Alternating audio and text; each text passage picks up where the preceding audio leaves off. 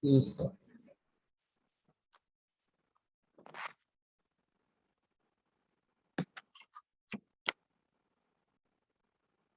Empezamos. Muy buenas tardes, estimados participantes. Para la Coordinación de Tecnologías y la Coordinación Estatal de la Red Internacional de Promotores ODS en su capítulo México, es un placer nuevamente darles la más cordial bienvenida a la semana número 5 y la última semana de actividades de este seminario de formación para el desarrollo sostenible, Camino a la Especialización, un seminario de capacitación directa que nos ha conducido a conocer la Agenda 2030 y los ODS como un instrumento a favor del desarrollo humano sostenible y en el cual se han destacado temas que conllevan a una conciencia crítica y práctica para llevar acciones a un camino, a un cambio social para la construcción de una sociedad más justa, equitativa y solidaria y en un entorno social favorable para el ejercicio de los derechos humanos.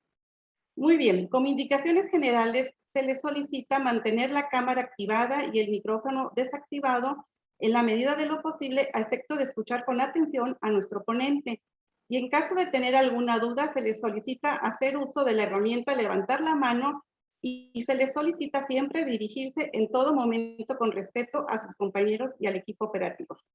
Bien, iniciando formalmente estos trabajos del día de hoy, 6 de septiembre, me permito presentar a nuestro líder por la sostenibilidad de hoy. Él es Eduardo Olea Trucios. Me permito leer parte de su semblanza, que es muy amplia, por cierto, y vamos a destacar los principales puntos. Eduardo Olea Trucios es estudiante del 9º semestre de la licenciatura de Consultoría Jurídica en la Benemérita Universidad Autónoma de Puebla. Cuenta con diversos cursos y diplomados en temas de justicia alternativa, justicia restaurativa, derechos humanos, sistema penal acusatorio, educación jurídica, proyectos sociales, entre otros. Es coordinador de enlaces institucionales del Colegio Interdisciplinario de Desarrollo Humano y Medios Alternos de Solución de Conflictos CUOTLI AC. Es socio de la Asociación para la Solución de Conflictos Capítulo Puebla.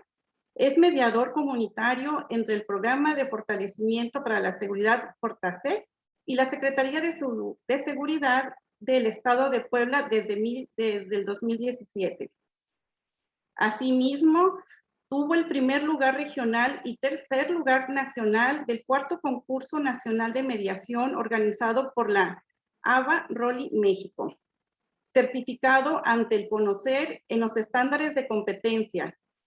Y también se destaca que es miembro del proyecto internacional Líderes Jóvenes por México de la Fundación Alemana Konrad Adenauer Stiftung y la Escuela Internacional de Gobierno de la Universidad Anáhuac. Ha colaborado con diversas instituciones privadas y públicas en la creación de proyectos para la consolidación del Estado de Derecho y la divulgación en la cultura de la legalidad. Adelante, Eduardo, lo escuchamos.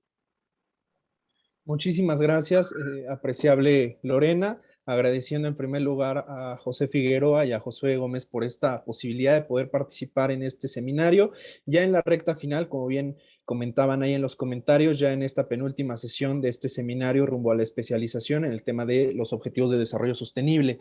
Me presento, mi nombre es Eduardo Olea Trucios, es un gusto estar con todas y con todos ustedes el día de hoy compartiendo y platicando, ¿por qué no? También generando algún tipo de reflexión sobre el ODS 16 que me toca a mí exponer el día de hoy. Les pido por favor que cualquier duda, cualquier pregunta que puedan ir generándose a lo largo de esta plática me la puedan hacer llegar por medio del chat. Voy a estar atento para que posteriormente a la plática que podamos tener, podamos también generar un espacio de diálogo y un espacio, ¿por qué no?, de preguntas y reflexiones en torno a lo que el día de hoy vamos a platicar respecto del ODS 16. En ese sentido, pues me permito compartir con ustedes pantalla una diapositiva que estoy preparando para el día de hoy. Y bueno, cuando se generó esta posibilidad de, bueno, no sé si estén viendo mi pantalla, por favor, si me pueden avisar.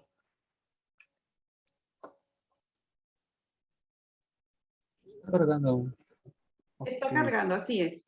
Muchas gracias. Listo, ya se mira. Perfecto, muchas gracias.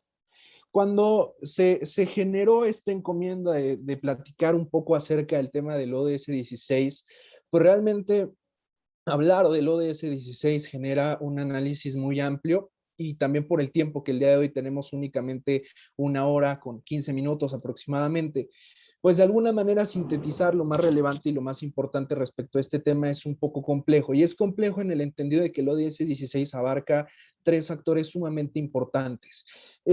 A lo largo de este curso, de este seminario de formación para el desarrollo sostenible, han tenido la posibilidad de poder platicar y conversar y también escuchar a las y los demás colegas que han compartido previamente la experiencia y la formación respecto de los demás objetivos del desarrollo sostenible. Y el día de hoy que nos toca hablar del ODS 16, ustedes podrán ver a lo largo de esta plática que es uno de los puntos o de los ODS más transversales que podemos encontrar en la Agenda 2030.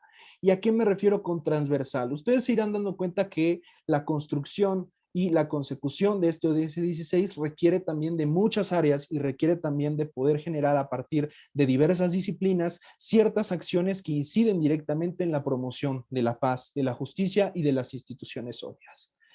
En ese sentido, pues bueno, ya generando este pequeño preámbulo, nos toca hablar del ODS 16 específicamente en la promoción de sociedades justas, pacíficas e inclusivas. Pero antes de entrar a lleno con esta parte del tema y con este análisis específico en cuanto a lo que nosotros entendemos en toda la magnitud del ODS 16, tenemos en primer lugar entender qué es o qué busca el ODS 16.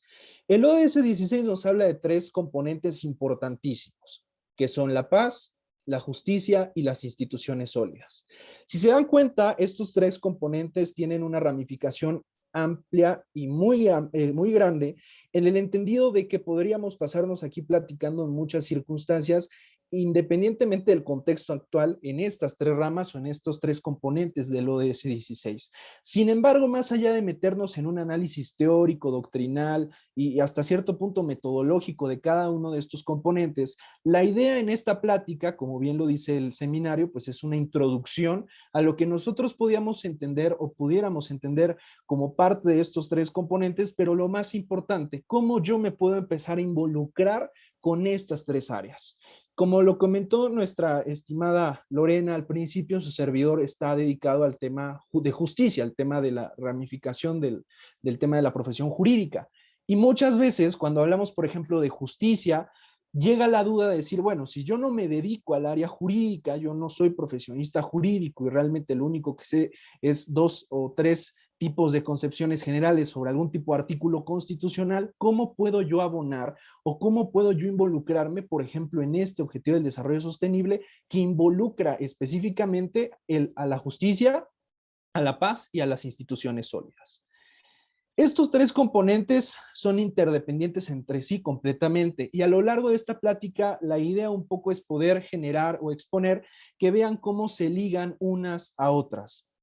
En esta conferencia vamos a hablar específicamente de 2 componentes y más adelante les voy a explicar por qué, que son el tema de la paz y vamos a tocar de alguna manera también el tema de la justicia.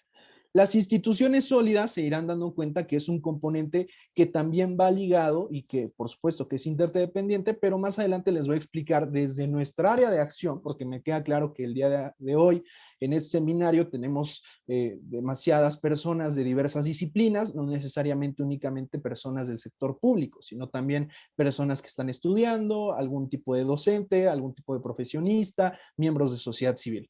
Entonces, justo la idea un poco de la plática es también poder generar cómo a partir de este análisis general del ODS 16 y sus 3 componentes, podemos empezar a abonar en esta construcción de sociedades pacíficas, del acceso a la justicia y por ende también de la creación y formación de instituciones sólidas. Cuando hablamos de instituciones sólidas, ¿a qué nos referimos? Estamos en la búsqueda de poder generar instituciones que tengan la posibilidad de ser transparentes y que permitan en su inclusión social, en su inclusión participativa, poder escuchar las preocupaciones y los datos o las propuestas por parte de la sociedad para efectos de contribuir a un Estado de Derecho, por supuesto, pero también a una cultura de la legalidad que vaya ligada en la participación de todas y de todos. Cuando hablamos de justicia, es un área muy grande, porque cuando hablamos de justicia no solo nos referimos a la consolidación del Estado de Derecho por medio de las instituciones de impartición de justicia, sino que hablamos también de cómo las personas pueden acceder a ella y qué tan difícil es esa tarea de poder consolidar instituciones que permitan la protección de los derechos humanos y a la par también permitan la defensa adecuada y la litis, que en este caso podríamos decir que es la resolución de las controversias legales que pudieran llegar a estos órganos jurisdiccionales. Y cuando hablamos de paz, pues hablamos de muchas cosas que más adelante vamos a poder tocar. En el caso del ODS 16 nos habla de diversas metas, ¿no? Objetivos o metas que tiene este ODS. No me voy a leer cada una de ellas porque pues, la idea tampoco es hacerlo tedioso, pero quiero que se den cuenta en estas metas que hay ciertos componentes o ciertos factores también que se repiten y que de alguna manera pudiéramos nosotros colocar como parte fundamental en la consecución de este objetivo del desarrollo sostenible.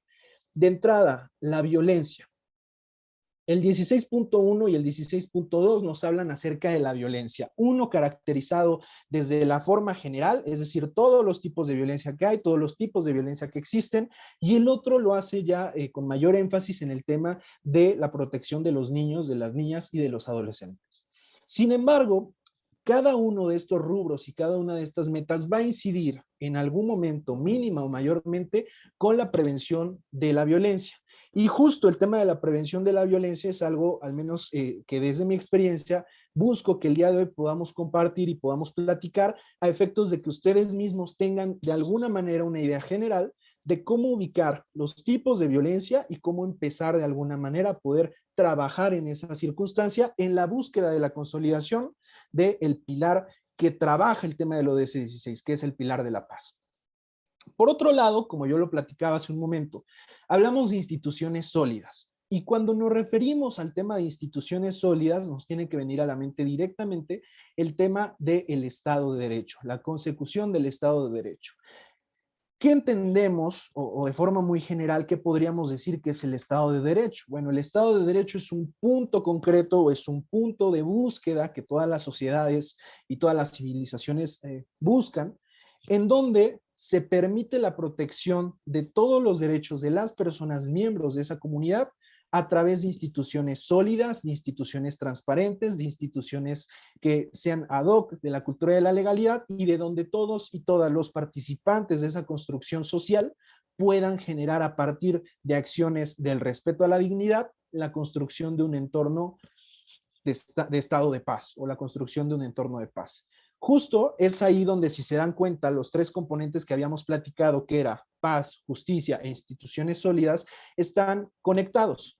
Y si ustedes algún día se echan de alguna manera un análisis general, iba a decir, se echan un brinco a la teoría de la construcción y de los entornos de paz, ustedes se podrán dar cuenta que el análisis y los estudios de paz, que de alguna manera tuvieron un auge muy importante de ahí de la década de los 80, de la década de los 90, hablan de que la construcción de paz va en dos sentidos. De entrada, en que vamos a generar la consolidación de una comunidad respetuosa, participativa, pero en un segundo momento que esa comunidad respetuosa y participativa también va a incidir en la construcción de instituciones sólidas que permitan el acceso a todo tipo de servicios y por ende a la satisfacción de todas las necesidades humanas.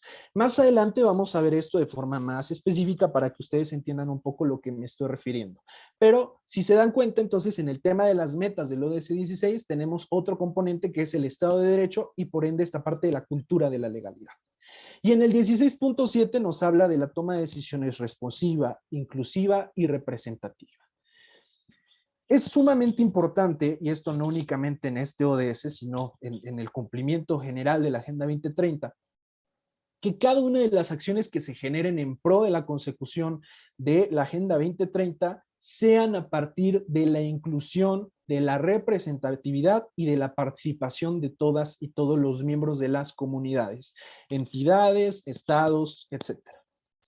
Si ustedes de alguna manera recuerdan un poco de lo que han visto previamente en este seminario, pues se darán cuenta que cada uno de los objetivos del desarrollo sostenible busca o requiere de esta participación en conjunto para poder lograr algún tipo de resultado eficaz y algún tipo de resultado benéfico. En el caso del ODS 16 no es la excepción. Aquí es fundamental que podamos generar una participación entre todas y todos para poder lograr estos resultados. Lo interesante acá, y este es un debate que tiene años y tiene décadas, porque justo cuando hablamos de paz, ¿qué nos viene a la mente? Y ahorita más adelante vamos a platicar de eso y me gustaría también que pudieran participar en esa dinámica de análisis. Pero si se dan cuenta, las demás metas, y es aquí un poco donde empezamos a generar una distinción entre lo que nosotros pudiéramos hacer y la participación a otro nivel, otra escala. Por ejemplo, nos habla del tema de la reducción de la corrupción y el soborno. Eso desde una escala mínima o de una escala microsocial se puede generar. ¿Cómo? A través de la promoción de la cultura de la legalidad, a través del reforzamiento de los valores que componen a una pequeña sociedad, a una pequeña comunidad, y cómo estos tipos de valores se van a ir replicando para efectos de que podamos combatir la corrupción desde un inicio y desde sus bases mucho más esenciales o desde sus bases más de raíz, que es la corrupción del día a día, lo que nosotros, por ejemplo, llamamos mordida, lo que nosotros llamamos soborno para la agilización de algún trámite administrativo, etcétera, lo que todas y todos hemos escuchado día con día. Sin embargo, si vemos, por ejemplo, del otro lado, tenemos el tema de las instituciones fuertes para prevenir la violencia, el terrorismo y el crimen. Y aquí es donde generamos de alguna manera una dualidad en la forma en la que cada uno puede trabajar o pudiese participar de la consecución de las metas del ODS 16. ¿Por qué? Porque hablamos de que hay acciones que desde los niveles microsociales, es decir, desde la réplica del día a día, desde la conjunción con mis amigos, con mis vecinos, con mi familia, puedo empezar a generar ciertas acciones que van a permear entonces sí en la idea de una nueva cultura de la legalidad, del estado de paz, de lo que ustedes quieran. Pero hay acciones también que requieren de un componente a una escala mayor, como cuál, la reforma de una institución, los trabajos o la voluntad política o la voluntad del Estado, en fin, este tipo de acciones que escalan un nivel macro, donde evidentemente, por ejemplo, yo no puedo directamente trabajar el tema de la prevención del terrorismo directamente, ojo, pero sí puedo empezar a generar acciones a partir de mi círculo inmediato a través de esta sociabilización que nosotros generamos día con día, donde puedo empezar así, sí, a afinar ciertas conductas o ciertos valores que pudiesen prevenir la escalada de algún tipo de idea o de cultura de la violencia que pudiera llegar o resultar en una acción mucho más grave, como una violación grave a derechos humanos, un delito de lesa humanidad, etcétera. Entonces, esa distinción es importante hacerla, y es importante hacerla más en un ODS que se fundamenta en el pilar de la paz. Entonces, bueno, estas son las metas del ODS 16, repito, no las vamos a leer todas, pero sí para que vean más o menos que tienen ciertos componentes que se basan también en subideas o en subpuntos que van enfocados en el tema de la erradicación de la violencia, la promoción del Estado de Derecho y por ende de la cultura de la legalidad y la participación inclusiva, responsiva y representativa. A partir entonces de esta idea vamos a hacer, no me quiero meter aquí en metodologías, ni es la presentación de un informe, pero sí me parece importante que pudiéramos también tener una visión sobre cómo estamos actualmente en temas de paz y violencia. Y hay dos índices que me parecen fundamentales que les invito a que los puedan revisar, ya sea después de esta plática o en el momento en el que ustedes tengan un pequeño tiempo libre, que es el índice de paz global y el índice de paz México. Estos dos índices me parece son muy interesantes porque nos arrojan datos respecto de mediciones o respecto de algunos puntos o tabuladores que tienen una referencia directa al tema del ODS 16, porque se mide el tema de la violencia a través del tema de las conductas delictivas y antisociales, y se mide también el tema del combate a la corrupción y la escalada de la impunidad por medio también de una revisión de las instituciones del Estado. El índice de paz global, en términos mundiales, establece a México en este año, en el 2021, en el número 140 del ranking de 163 países. Si se dan cuenta, el número en el que estamos encontrados como país, como nación, a diferencia o a comparación, evidentemente, de más países, es un número que de alguna manera se encuentra en puntos rojos. Y más estos puntos rojos los podemos reafirmar en el entendido que en el índice de paz global 2019-2020 nos encontrábamos en el puesto 137. Entonces, justo aquí lo que se visibiliza es que hubo un retroceso en ese sentido respecto de la medición del nivel de paz y la ausencia de violencia en nuestro país. Por otro lado, el índice específico para el Estado de Mexicano, que es el informe 2021 en su octava edición, indica que la paz en nuestro país ha tenido una disminución del 18.8% en los últimos 6 años. Si bien aquí también hay que destacar algo, que es en este último año 2021, 2020-2021, hubo un pequeño incremento en el tema de la paz, justo por el tema también pandémico, pero esta escala de los últimos 6 años nos hace o nos visibiliza que nuestro país ha deteriorado en la consecución y la idea de poder generar un estado de paz a través de las instituciones sólidas y a través del combate a la violencia en diversas expresiones, que estos índices lo arrojan más en una expresión delictiva, no tanto en un tema de conductas antisociales. Por ejemplo, eso lo puede medir el INEGI, que también les recomiendo que puedan en algún momento buscar el tema de las conductas antisociales por medio del INEGI, para que también vean que ha habido un deterioro en estos últimos años. ¿Cuál es la idea de esta perspectiva o de poner ciertos datos sobre la mesa? La idea de poner datos sobre la mesa es poder entender que sí hay mucho que trabajar y hay mucho que hacer, y que estas escalas se representan a partir de acciones que nacen de lo individual y que se replican en lo colectivo, en lo social y por ende en lo institucional. Entonces, en esa circunstancia, la idea es que a partir de este seminario de formación, ustedes puedan tener ciertas herramientas o cierta idea sobre lo que hay que trabajar y sobre lo que hay que hacer el día de mañana, y a partir de este momento para poder lograr los objetivos de la Agenda 2030, específicamente en los rubros y en los tópicos del tema del ODS 16.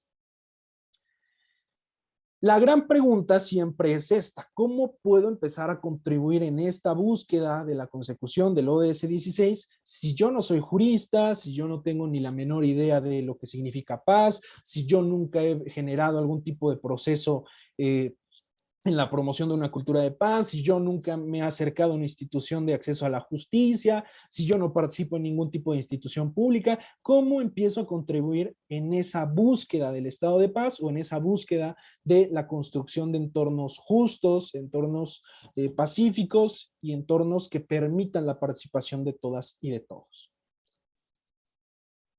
Como lo había platicado hace un momento, existen 3 ámbitos de acción. Y esto no solo es en este ODS, es en todos: el personal, el comunitario, el social y el institucional. Cuando hablamos del personal o del individual, son todas aquellas acciones que emanan de mi persona, que pueden tener, independientemente de la idea y de la forma en la que yo la replique, un impacto en mi entorno inmediato o en la comunidad en la que me desarrollo. Por ejemplo, si yo estoy en una comunidad donde hemos generado en estos últimos meses acciones para implementar que no se genere basura en las calles, y yo en lo personal un día llego a mi casa y empiezo a aventar así, traigo el refresco y lo aviento al jardín, traigo las papitas y lo aviento a la calle, etcétera, empiezo yo a generar basura, esa acción se genera desde lo individual, pero las consecuencias que esa acción pueda tener sí van a repercutir entonces en el ámbito social o en el ámbito de mi entorno inmediato. ¿Cómo? Puede que por eso se genere, por ejemplo, algún tipo de bloqueo en el alcantarillado, lo que va a provocar una inundación en la calle y lo que pudiera provocar algún tipo de circunstancia con las casas de los vecinos. Puede que a partir de eso otras personas que ven que yo ya lo estoy haciendo y que a partir de eso no hay ningún tipo de consecuencia, lo empiecen a hacer y se vuelva un problema cotidiano y normal en ese entorno social.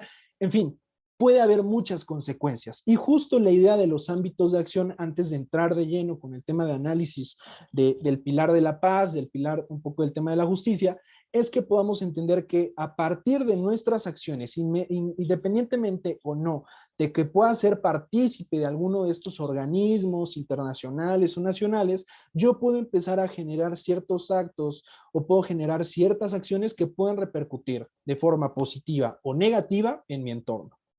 Posteriormente tenemos el ámbito comunitario o social, que es, por ejemplo, este es un ámbito comunitario, es decir, estamos reuniéndonos personas de diversos grupos o personas de un grupo, que en este caso es la red de promotores, nos estamos reuniendo y generamos a partir de ello ideas, propuestas y plan de acción para poder trabajar cierto tema. Ese es mi ámbito social comunitario, es mi entorno de trabajo, son las personas con las que yo estoy realizando algo.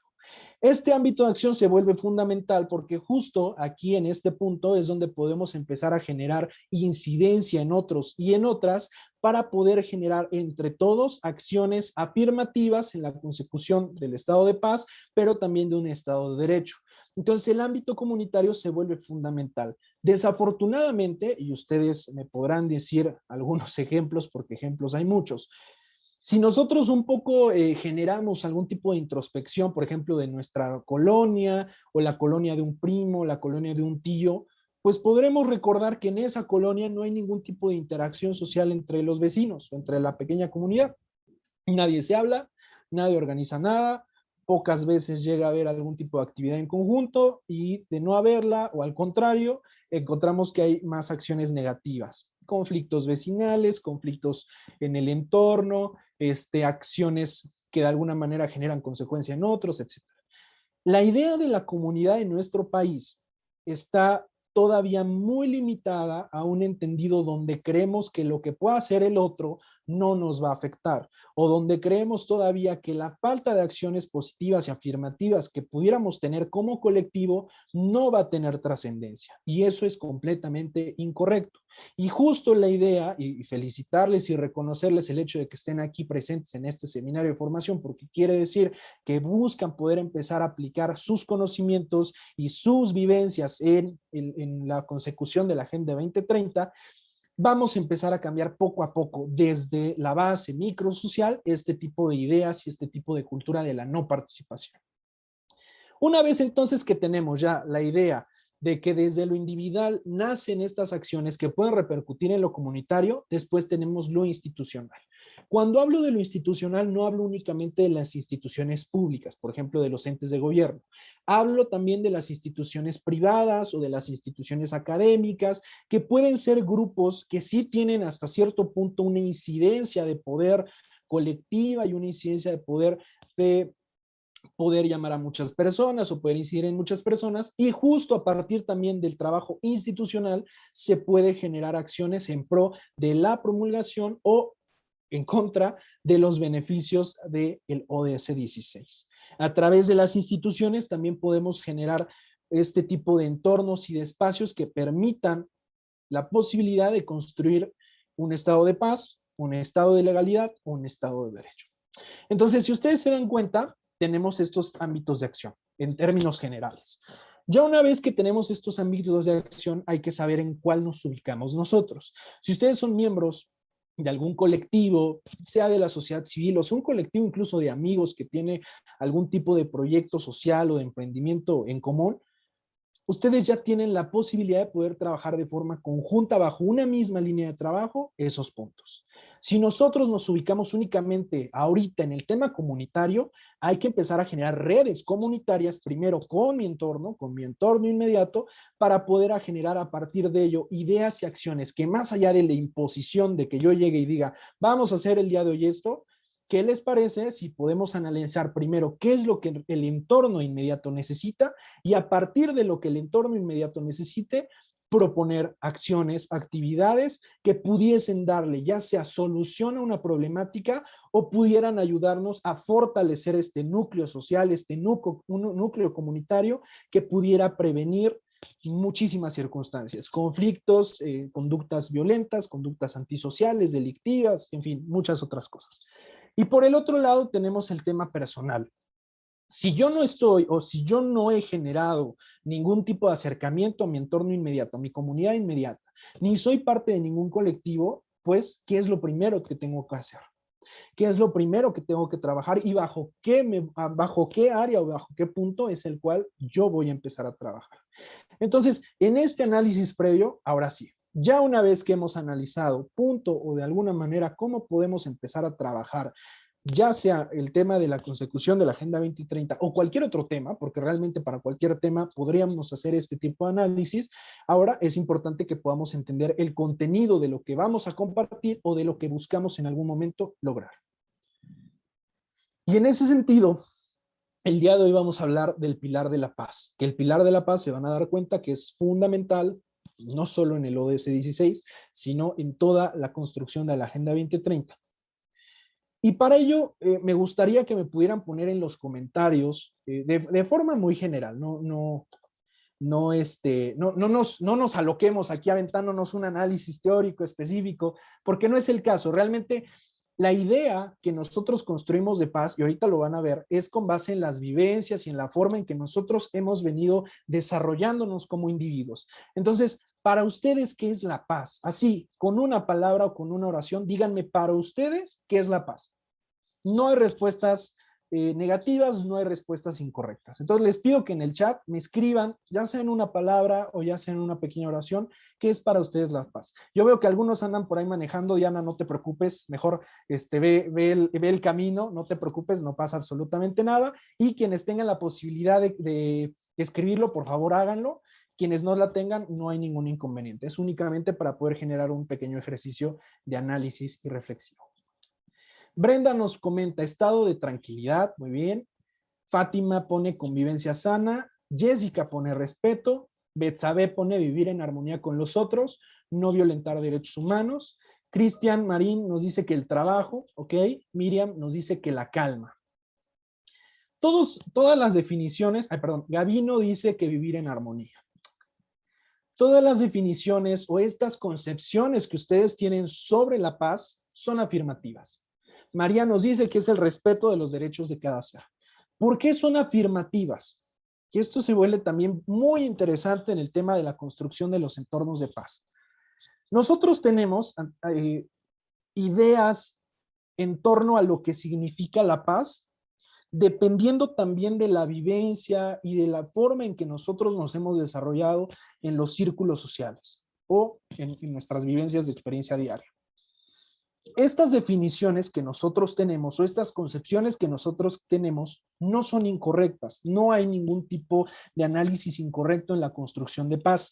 Aquí parafraseo a un buen amigo, el maestro Héctor Valle, que también es un experto en el tema de la promoción del tema de la justicia alternativa y la justicia restaurativa, que él siempre dice que no solo hay una paz, hay muchísimas paces. Y él tiene razón. Y tiene razón porque la paz también tiene una concepción distinta dependiendo del entorno en el que nos hemos rodeado y la forma en la que nosotros veamos a esa definición o a esa filosofía, lo llamaría mejor. Ustedes me hablaron de armonía, me hablaron de respeto, me hablaron de varias cosas que son muy importantes. Sin embargo, y acá es donde también ustedes tienen que generar una reflexión, este término o estas formas en las que conciben ustedes a la paz son relativamente nuevas. En el siglo XX, teníamos otra idea completamente distinta de lo que significaba la paz. Y acá les traigo algunos ejemplos. Por ejemplo, la Enciclopedia Británica en 1911 nos decía que la paz es lo contrario de guerra o el tumulto y es el estado que viene tras el fin de esa guerra o de ese tumulto. La Random House Dictionary dice que es la condición normal de una nación o un grupo de naciones o del mundo que no hay luchas. O también lo denomina como un acuerdo o un tratado entre naciones, grupos, comunidades, etcétera, que han estado en disputa o han sido antagónicos y que busca finalizar las hostilidades y abstenerse de futuras luchas o enfrentamientos. Y por el otro lado, la RAE dice que es la situación en la que no existe lucha armada en un país o entre países. Es una relación de armonía entre las personas sin enfrentamientos ni conflictos. La única que de alguna manera pudiéramos decir que se asimiló a la concepción que ustedes tienen sobre la paz es la de la RAE, porque nos habla de una armonía entre las partes, una armonía social. Y si se dan cuenta, digo, no me voy a meter mucho en esto porque no es el caso, pero ¿por qué antes de 1990 teníamos la idea de que la paz era la ausencia de guerra? Y el fundamento de esto tiene un origen específicamente con el final de la Segunda Guerra Mundial. A partir de que termina la Segunda Guerra Mundial, pues ustedes saben que nace o que se generan organismos internacionales como Naciones Unidas. Sin embargo, Naciones Unidas, en esas décadas posteriores a la Segunda Guerra Mundial, al final de la Segunda Guerra Mundial, empiezan a generar un análisis y un estudio sobre la paz, las investigaciones sobre la paz, donde determinan que la paz solo es un componente que se puede dar en el derecho internacional público. Cuando hablo de derecho internacional público, hablo acerca de los estados, de las naciones, en el sentido estricto de esa condición jurídica o de esa condición que tiene un estado, un país, un gobierno. Entonces, es a partir de esta década donde los estudios de paz inician primeramente en el tema macroglobal. La paz es la ausencia de guerra, que es lo que les venía diciendo ahorita, que acá tenemos las definiciones para que vean que no es chisme, es real. Y es a partir entonces de la década de los 70, de los 80 y más de los 90, donde empieza a surgir una corriente que dice, oye, pero la paz no solo es la ausencia de guerra. Por ejemplo, acá en México no hay guerra, o sea, no hay una guerra bélica entre países. Me queda claro que sí hay una normalización de la violencia y podríamos decir que hay una guerra entre cárteles, etcétera. Pero en la teoría de la definición de guerra entre naciones, no lo hay. Y si se dan cuenta, pues no vivimos en un estado de paz. Entonces, justo es ahí donde los teóricos dicen, aguanta, te estás extralimitando porque me estás hablando de que la paz solo es la ausencia de guerra y no es cierto. Y es donde empiezan a nacer, y esto se vuelve fundamental en nuestro análisis y en nuestro estudio de la construcción de paz y en el ODS 16, empiezan a nacer las corrientes respecto de la paz positiva que te dicen, la paz, el estado de paz, el mayor estado de paz que puede haber, sí es la ausencia de guerra, pero también es la ausencia de conflictos a nivel microsocial, es la ausencia también de violencia a nivel microsocial, y lo más importante, es la entera satisfacción de todas las necesidades sociales. Y eso se vuelve importantísimo, porque si ustedes de alguna manera generan un análisis sobre la Agenda 2030, todos los ODS cumplen con la satisfacción de una necesidad humana. Medio ambiente, hambre, pobreza, educación, y así me podría ir con la lista. Todos son necesidades humanas. Entonces, los teóricos como Johannes Galtung dicen, es que la paz se genera o la paz se logra cuando tú como Estado y cuando la sociedad alcanzó la satisfacción de todas las necesidades. No hay hambre, tenemos un buen medio ambiente, tenemos un buen nivel de calidad de educación, tenemos unos buenos sistemas de justicia, tenemos buenas instituciones, etcétera, etcétera. Lo que quiero darles a entender es que la paz, el pilar de la paz es transversal. La paz no se encuentra únicamente en un estado o en un punto específico del acceso a la justicia. No, la paz se encuentra en todos lados, incluyendo las definiciones que ustedes atinadamente comentaron. Y es aquí donde pasamos al siguiente punto de análisis respecto del pilar paz. Varios de ustedes me comentaron aquí en los comentarios cómo entendían a la paz, ¿no? Y voy a volver a abrirlo. Algunos me decían que era el respeto, la convivencia sana, el estado de tranquilidad, la vivencia de armonía, no violentar derechos humanos, la calma, el trabajo, etcétera.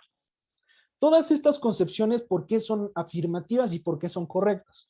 Porque emanaron del individuo, es decir, emanaron de ustedes con base en estas experiencias y en parte en estas vivencias que tienen. El estado de paz individual, es decir, el estado de paz que tiene cada uno, se relaciona y se asocia directamente a la forma en que han sido educados y a la forma y en el contexto cultural en el que están desarrollados. Eso es evidentemente claro.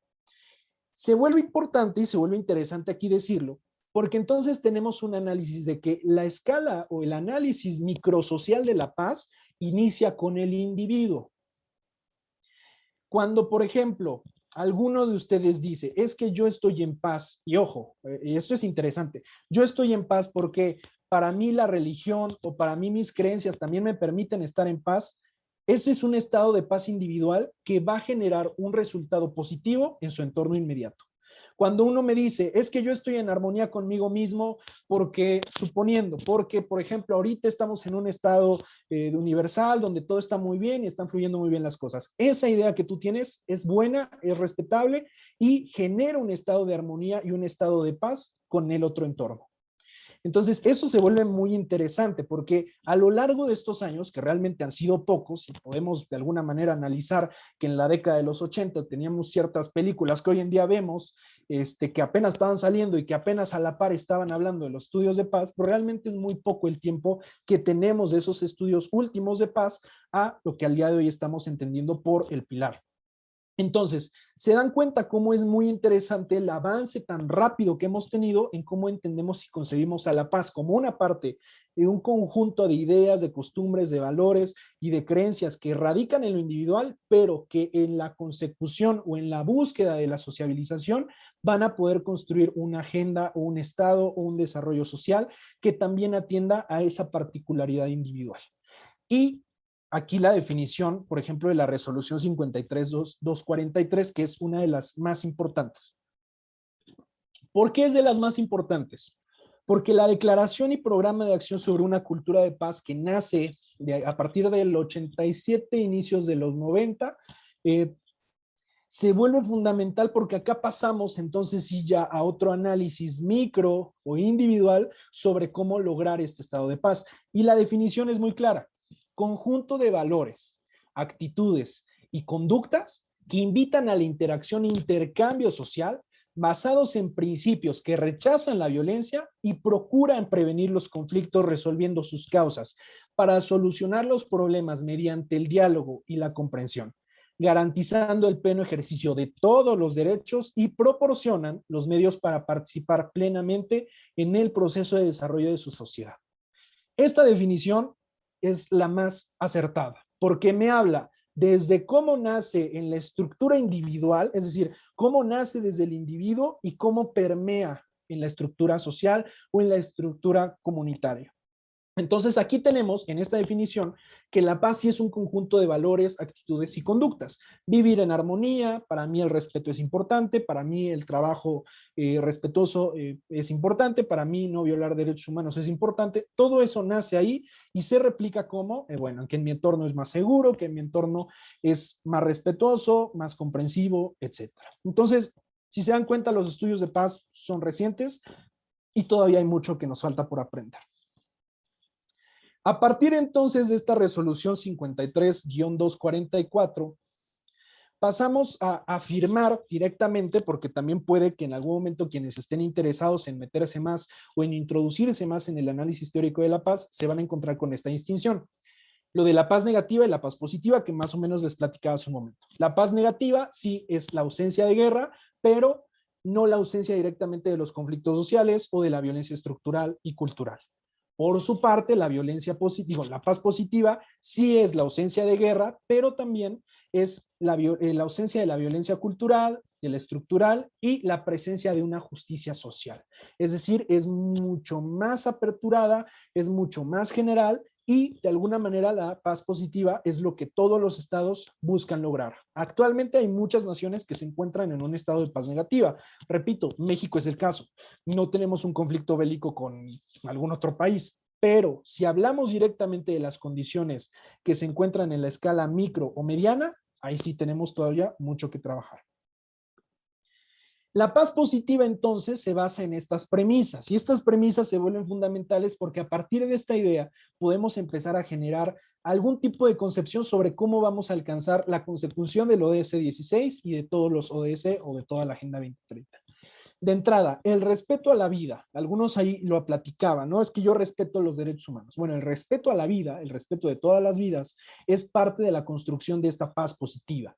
El fin de la violencia y la promoción de la no violencia por medio de la educación, el diálogo y la cooperación. Estos tres factores se vuelven fundamentales. Acá si se dan cuenta, no nos lo eleva a una escala grande de decir por medio de las instituciones de impartición educativas. No, acá nos habla de que por medio del diálogo, la educación y la cooperación vamos a poder generar la promoción de la no violencia. Es decir, si ustedes el día de mañana se juntan con la vecina o con el vecino, la comadre o con el compadre, se pueden poner a platicar de esto. Oye, compadre, ¿sabes por qué no está bien agarrarse a golpes para solucionar conflictos? Pues porque te puede traer tales consecuencias, te puede traer tales problemas, etcétera, etcétera. ¿Qué te parece si mejor los conflictos los arreglamos platicando o dialogando? ¿Te late? Sí, órale, va. Ahí está. Tú ya generaste una acción de paz positiva. Y ustedes me podrán decir, oye, pero es que es mínima, pero en esa circunstancia tan pequeña que podríamos tener todos esa pequeña idea, al final del día lo que tú estás generando es una cultura de la paz y la no violencia que se está replicando en otras personas y que por ende, tarde o temprano, se va a medir a través de que esa comunidad que está conformada por ciertas personas pueda entender que la cultura de la paz y la no violencia es tal, tal, tal y tal y nos ayuda a tal, tal, tal y tal. Que esa es el objetivo o es la meta base de lo que se busca con este tipo de encuentros. Por otro lado, el respeto pleno y la promoción de todos los derechos humanos y las libertades fundamentales. Aquí entra, o aquí de alguna manera se vuelve importante, por ejemplo, el análisis de la cultura de la legalidad, que por ende nos lleva al Estado de Derecho. Cuando nosotros entendemos que estamos en una sociedad que tiene normas y que estas normas, incluyendo las instituciones que las han creado y que son parte también de este sistema o de este organismo o de este sistema organizado, perdón, cuando nosotros entendemos eso, entendemos también que nosotros como ciudadanos, nosotros como individuos, tenemos que generar el respeto a los derechos humanos de todas y de todos, no únicamente las instituciones. El respeto a los derechos humanos se tiene que promover por parte de todos los individuos que pertenecen a una sociedad. Las instituciones se pueden encargar de hacerlas valer, de hacerlas eficaces, de generar el acceso a la justicia cuando se vea violado alguno de estos derechos, etcétera. Pero todos los individuos tienen la obligación, por una circunstancia de carácter civil, por una circunstancia de carácter legal y por una circunstancia, incluso yo me atrevería a decir, de carácter moral o personal, tener que defender, tener que respetar los derechos humanos de todas y de todos. Por otro lado, nos habla del compromiso con el arreglo pacífico de los conflictos, que es lo que les platicaba hace un rato, por medio del diálogo y la comunicación, más allá de la imposición. El respeto y la promoción del derecho al desarrollo, que este se ha vuelto en estos últimos días un tema también muy interesante, que también en su momento ojalá se pueda generar un espacio para hablarlo, porque el desarrollo de cada uno de las personas que componen una sociedad se mide, o más que medirse, se representa de forma distinta. Y no por ser distinta, no tiene que respetarse o no tiene que de alguna manera legitimarse esa forma distinta en la que esa persona se desarrolla. Porque al final del día esa persona es parte de nuestro entorno, es parte de nuestra comunidad y, como lo hemos visto previamente, se tiene que generar un respeto pleno en la promoción de todos los derechos humanos. Por otro lado, nos habla del respeto y el fomento del derecho de todas las personas a la libertad de expresión, opinión e información. Aquí no me quiero meter en tema de análisis ni de debate, pero recordemos que el tema de la libertad de expresión tiene límites, es decir, no es un derecho absoluto. ¿Por qué? Porque no solo porque ya los tribunales internacionales lo han establecido, sino porque la libertad de expresión se ve de alguna manera detenida o se ve limitada cuando a través de esa libertad de expresión se generan discursos de odio, se genera algún tipo de discurso que violente la dignidad de otra persona. Entonces, la libertad de expresión sí es fundamental, sin embargo, tiene que ser con conciencia, con racionalidad y con respeto. Y eso me parece también que es muy importante que podamos empezar a generar desde nuestras comunidades más cercanas. Sí tenemos la posibilidad de platicarlo, de dialogarlo, en tanto sea con respeto y sin buscar en algún momento generar algún tipo de consecuencia o perjudicar alguno de los derechos o la misma dignidad de alguno de nosotros compañeros o compañeras. Todos estos puntos en los que se basa la paz positiva se basan en principios. Hace un rato uno de ustedes me decía respeto. Bueno, pues estos principios, que son valores, que son ideas, son los que fundamentan la paz positiva y la consecución entonces sí de un estado de derecho, de un estado de legalidad y por ende también de un estado de paz. ¿Cuáles son estos principios? La libertad, la justicia, la democracia, la tolerancia, la solidaridad, la cooperación, el pluralismo de ideas, la diversidad cultural, el diálogo y el entendimiento. Estos principios son fundamentales para poder alcanzar estos entornos donde podamos generar acciones de paz positiva. Así que si el día de mañana van a llegar a su comunidad, que ojalá así sea, que el día de mañana van a llegar a alguna comunidad, van a llegar a su colonia o a sus departamentos donde viven, etcétera, y van a empezar a implementar este tipo de medidas, recuerden que hay principios sobre los cuales podemos trabajar. En tanto yo cumpla con estos principios, las acciones que ustedes van a estar generando van a ser afirmativas y van a ser positivas. Y eso genera o construye estados de paz. Vamos a analizar, como hace un momento les decía, de forma muy general, porque el tema tampoco aquí es aventarnos un análisis teórico de la violencia, pero vamos a analizar de forma muy general la parte opuesta de la paz, ¿no? Johannes Galtung dice que lo opuesto a la paz es la violencia. Y justo eso es interesante también. Al día de hoy hay muchas teorías, les repito, hay muchos teóricos, hay muchos doctrinarios. Entonces, yo les hablo de Galtung porque Galtung ha sido uno de los referentes más importantes en este cambio de paradigma sobre el estudio de la paz. Entonces, Galtung nos dice que lo opuesto a la paz es la violencia y que existen, según él, 3 tipos de violencia. De entrada, hablamos de una violencia cultural. La violencia cultural es la que subyace o la que está en estos entornos culturales, históricos y educativos que nos han venido formando a lo largo de tantos años. Por ejemplo, el machismo es parte de la violencia cultural, porque es una idea que se ha replicado a través de la normalización de ciertas conductas o de ciertas acciones que se nos ha fomentado a través de la educación y a través de la cultura del entorno en el que nos encontramos. Entonces, ese es un tipo de violencia cultural. Otro tipo de violencia cultural es el racismo, que es exactamente igual. Son ideas, son estereotipos, son de alguna manera formas preconcebidas que hemos generado a lo largo de ciertos años, a lo largo de nuestra vida, de nuestras vivencias, donde se nos ha normalizado con esa idea. Eso es violencia cultural. Aquí Galtung nos dice que es invisible. Desde mi punto de vista sí es visible, porque cuando tú generas por ejemplo, los denominados micromachismos o haces un comentario racista, pues eso queda mucho más que visible. Y justo eso es violar la dignidad de otra persona. Entonces, sí son visibles, pero bueno, ese análisis ha ido cambiando un poco con el tiempo. Del otro lado tenemos la violencia estructural. La violencia estructural compete al tema de la desigualdad o compete directamente a las estructuras socioeconómicas y políticas.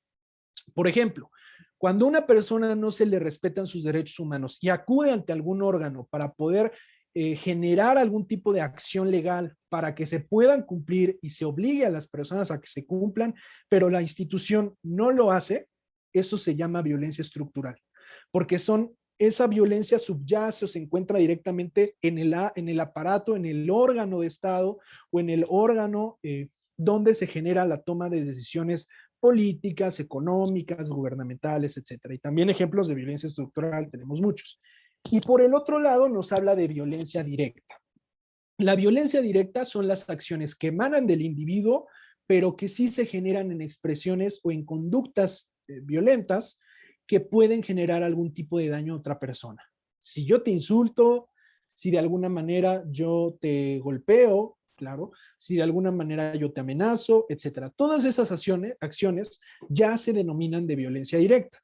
Si recuerdan, hace un momento les dije que para mí varias cosas de la violencia cultural sí son visibles. Y justo la idea un poco de lo que Galtung dice es que la violencia cultural sí son estas ideas o estos estereotipos que nosotros tenemos, pero que aún no han sido exteriorizadas. En el momento en el que se exterioriza, ya se vuelve parte de la construcción o parte del esquema de la violencia directa. Ahora bien, ustedes me dirán, oye, ¿y por qué estamos viendo esto? Bueno, estamos viendo esto para que podamos entender que existen diversos tipos de violencia que, ojo, requieren de diversos tratamientos y de diversas formas de actuar. No puedo trabajar igual, y eso es más que claro. No puedo trabajar igual la desigualdad que genera un Estado a los conflictos vecinales que puedan haber en mi colonia.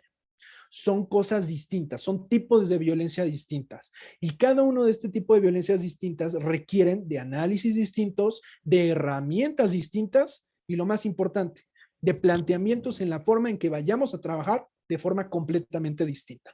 Entonces, es importante justo poder platicarlo en el ODS 16 porque si se dan cuenta, esto es lo opuesto directamente a lo que nos habla el ODS 16, paz, justicia e instituciones sólidas. ¿Qué hay? Violencia, la violación de los derechos humanos, entre ellos el acceso a la justicia, y instituciones opacas, instituciones donde permea la corrupción, la impunidad, y entre muchas otras cosas. Entonces, justo es parte un poco del análisis que se tiene que generar para efectos de entender de mayor manera el ODS 16 y también cómo vamos a empezar a trabajar en ese sentido. La violencia, y esto aquí me voy a referir un poco más al tema de la violencia directa y un poco al tema de la violencia cultural, no tanto de la violencia estructural, porque esa pues requiere de sistemas de reforma gigantes en otro tipo de ámbito, ¿no? Que a veces incluso pudiesen ser desde de la escala macroinstitucional o macrosocial. Pero sí vamos a hablar de la violencia directa y también de algunos temas de la violencia cultural. La violencia directa nace, y esto es muy importante, la violencia directa nace por medio de la falta de la gestión adecuada en la escalada de los conflictos. Un conflicto no tratado a tiempo, un conflicto no gestionado a tiempo, un conflicto que se dejó crecer puede recaer en un esquema de violencia directa. No es forzoso, y más adelante lo vamos a ver, pero se puede volver parte de un esquema de violencia directa.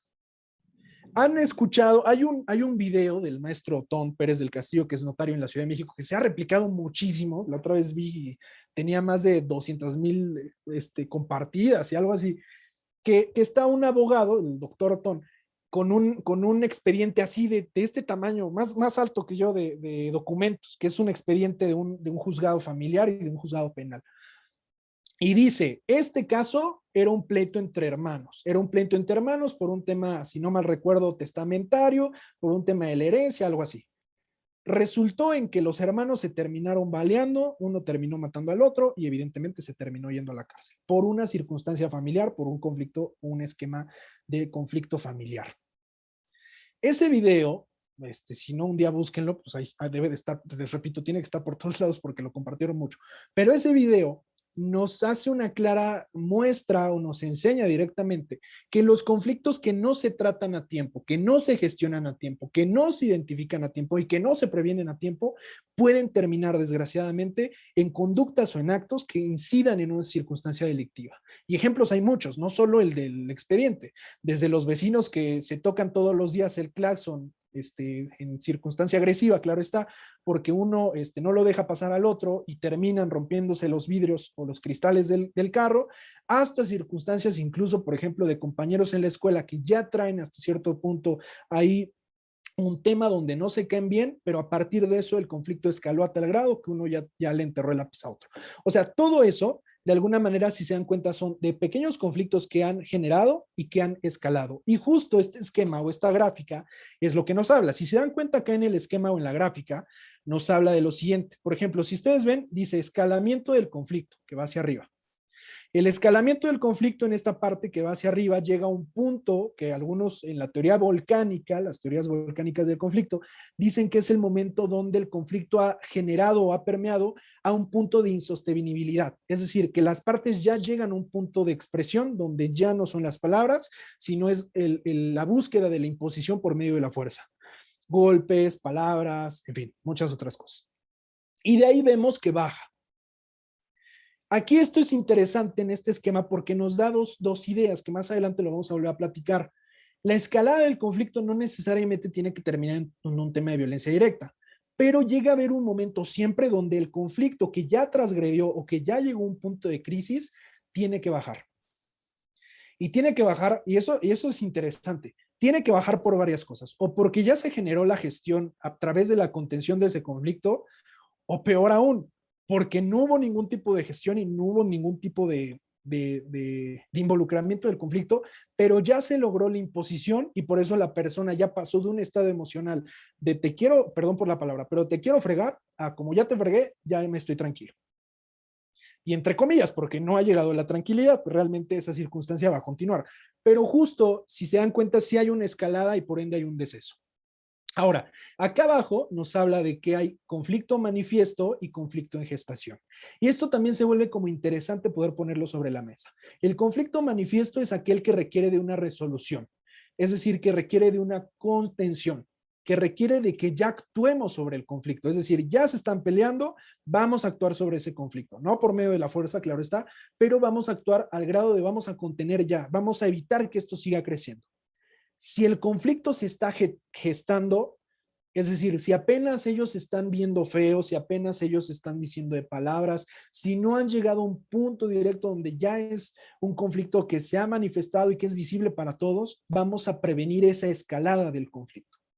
Y la prevención se vuelve fundamental en muchos casos, en muchísimos, incluso en el tema personal. Y esto se los digo por experiencia. Cuando yo me empiezo a meter en el área de los medios alternos y de la justicia alternativa, como bien lo comentó la estimada licenciada Patricia, yo pues de alguna manera así decía, bueno, los conflictos se arreglan dialogando, se arreglan por medio de la comprensión, etcétera. Cuando a mí me toca ya llevar ciertos procesos y ya llevo un pequeño rato trabajándolos, los problemas personales, y esto se vuelve fundamental, los problemas personales que yo tengo con mi entorno cercano, mi familia, mis amigos, etcétera, ya tengo una idea de cómo gestionarlos de formas asertivas, sin que nadie me lo diga, sin que nadie me lo imponga, sin que nadie me lo haya enseñado en ese momento. Evidentemente me lo tuvieron que enseñar antes. Pero a lo que me refiero es, en ese momento ya se volvió parte de mi vivencia y de mi experiencia, al grado que yo voy a replicar lo que entendí, aprendí, y lo más importante, lo que me funcionó y me dejó satisfecho en la solución de conflictos, lo voy a replicar para todos los problemas que se me presenten. Justo eso es lo que Naciones Unidas nos dice en la promoción de la solución de conflictos por vías alternativas. Cuando tú a una persona le enseñas que la vía para que se sienta feliz, para que se sienta satisfecha y para que tenga la certeza de que ese problema va a terminar con base en lo que sus necesidades requieren, es el diálogo y la comprensión, te aseguro y te lo firmo donde ustedes quieran, que los conflictos que va a tener posteriormente los va a arreglar así, por el diálogo y por la comprensión. ¿Por qué? Porque existen mediciones donde nosotros nos hemos dado cuenta y donde al darle seguimiento a los procesos alternativos, la gente nos dice, oiga, Lick, es que, ¿qué cree? Hace 3 meses me pasó algo similar y pues en lugar de acercarme al centro del municipio, del estado, etcétera, pues yo le dije al cuate con el que tenía problema, oye, ¿qué te parece si nos arreglamos así, así, así, así? Y se arreglan. Y justo ese es el objetivo de la consecución y de la construcción de paz.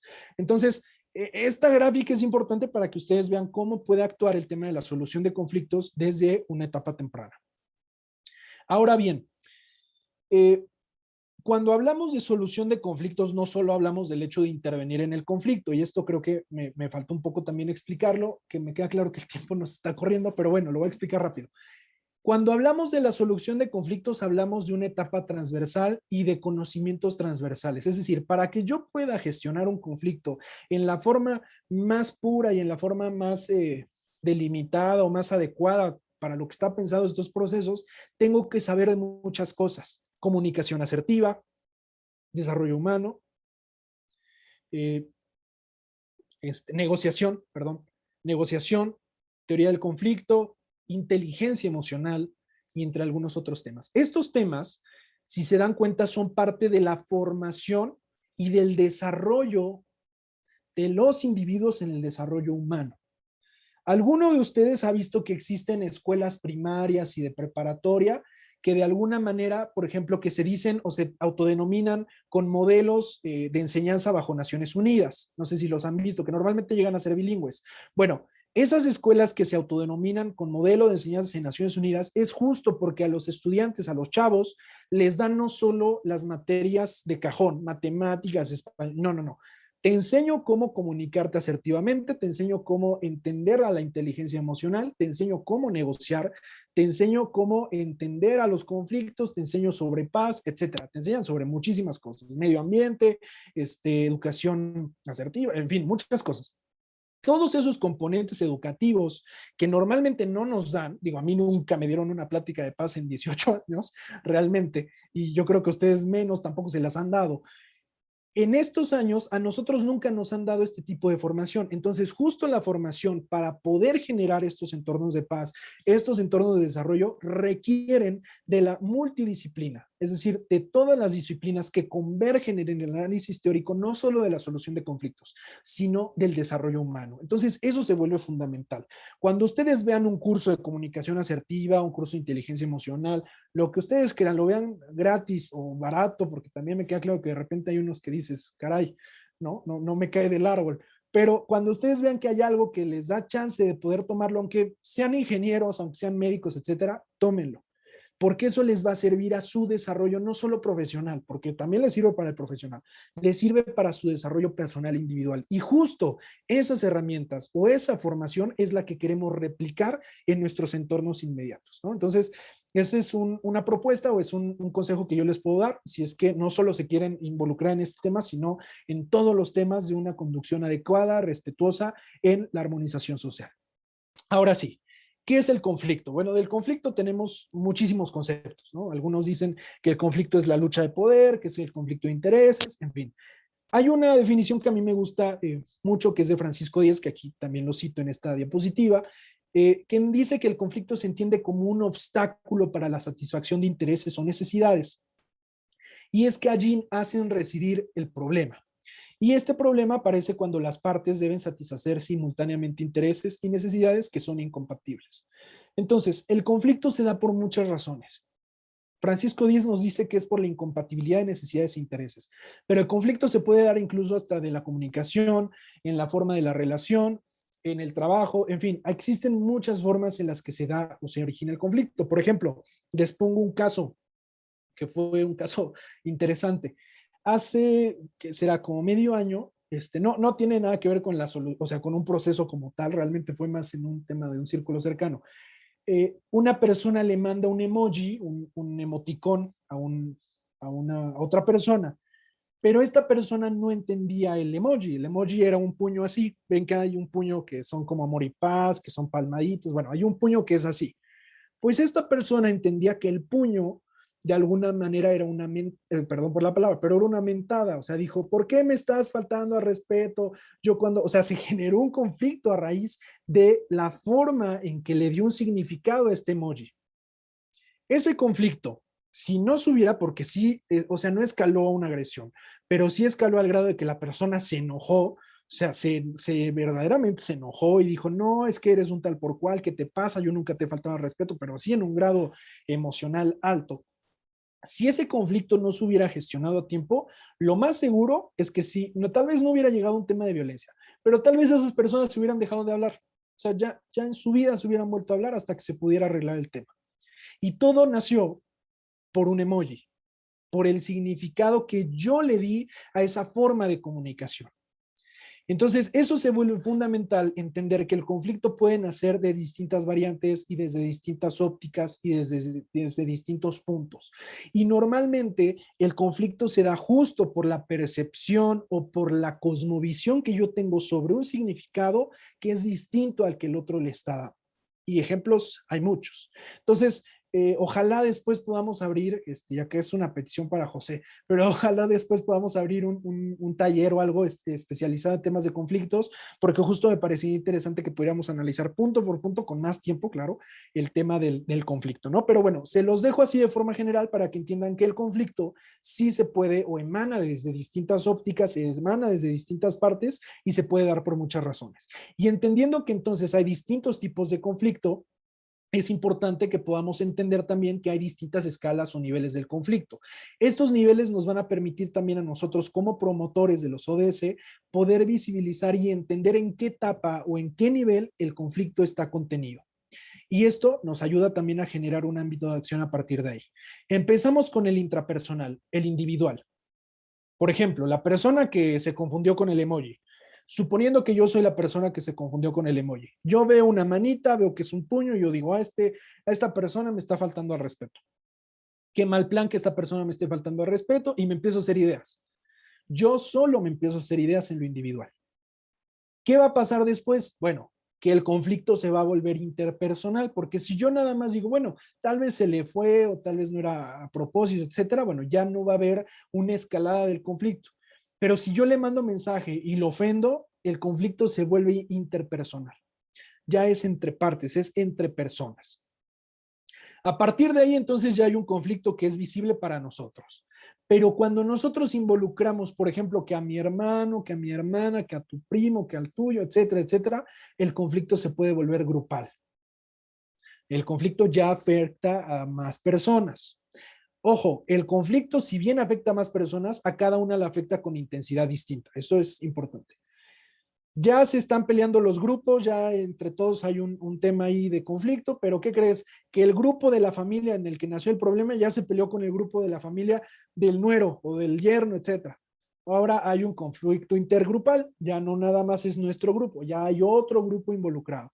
Y por ende, así vamos escalando hasta que lo determinamos con conflicto social. Ahora, la diferencia, el conflicto social es un conflicto que afecta a toda la sociedad, no nada más a estos grupos. Entonces, ahí sí es importante hacer una diferencia entre el conflicto intergrupal, que puede ser, por ejemplo, entre el grupo A y el grupo B, al conflicto social que afecta al grupo A, B, C, D, E y E.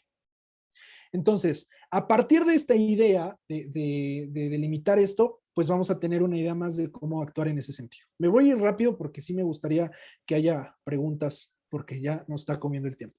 Entonces, Naciones Unidas dice, el compromiso con el arreglo pacífico de los conflictos va a permitir generar estados de paz. Sí, justo porque en primer lugar hay un tema de respeto. Y esto a mí me encanta. El respeto nos lleva a la comprensión.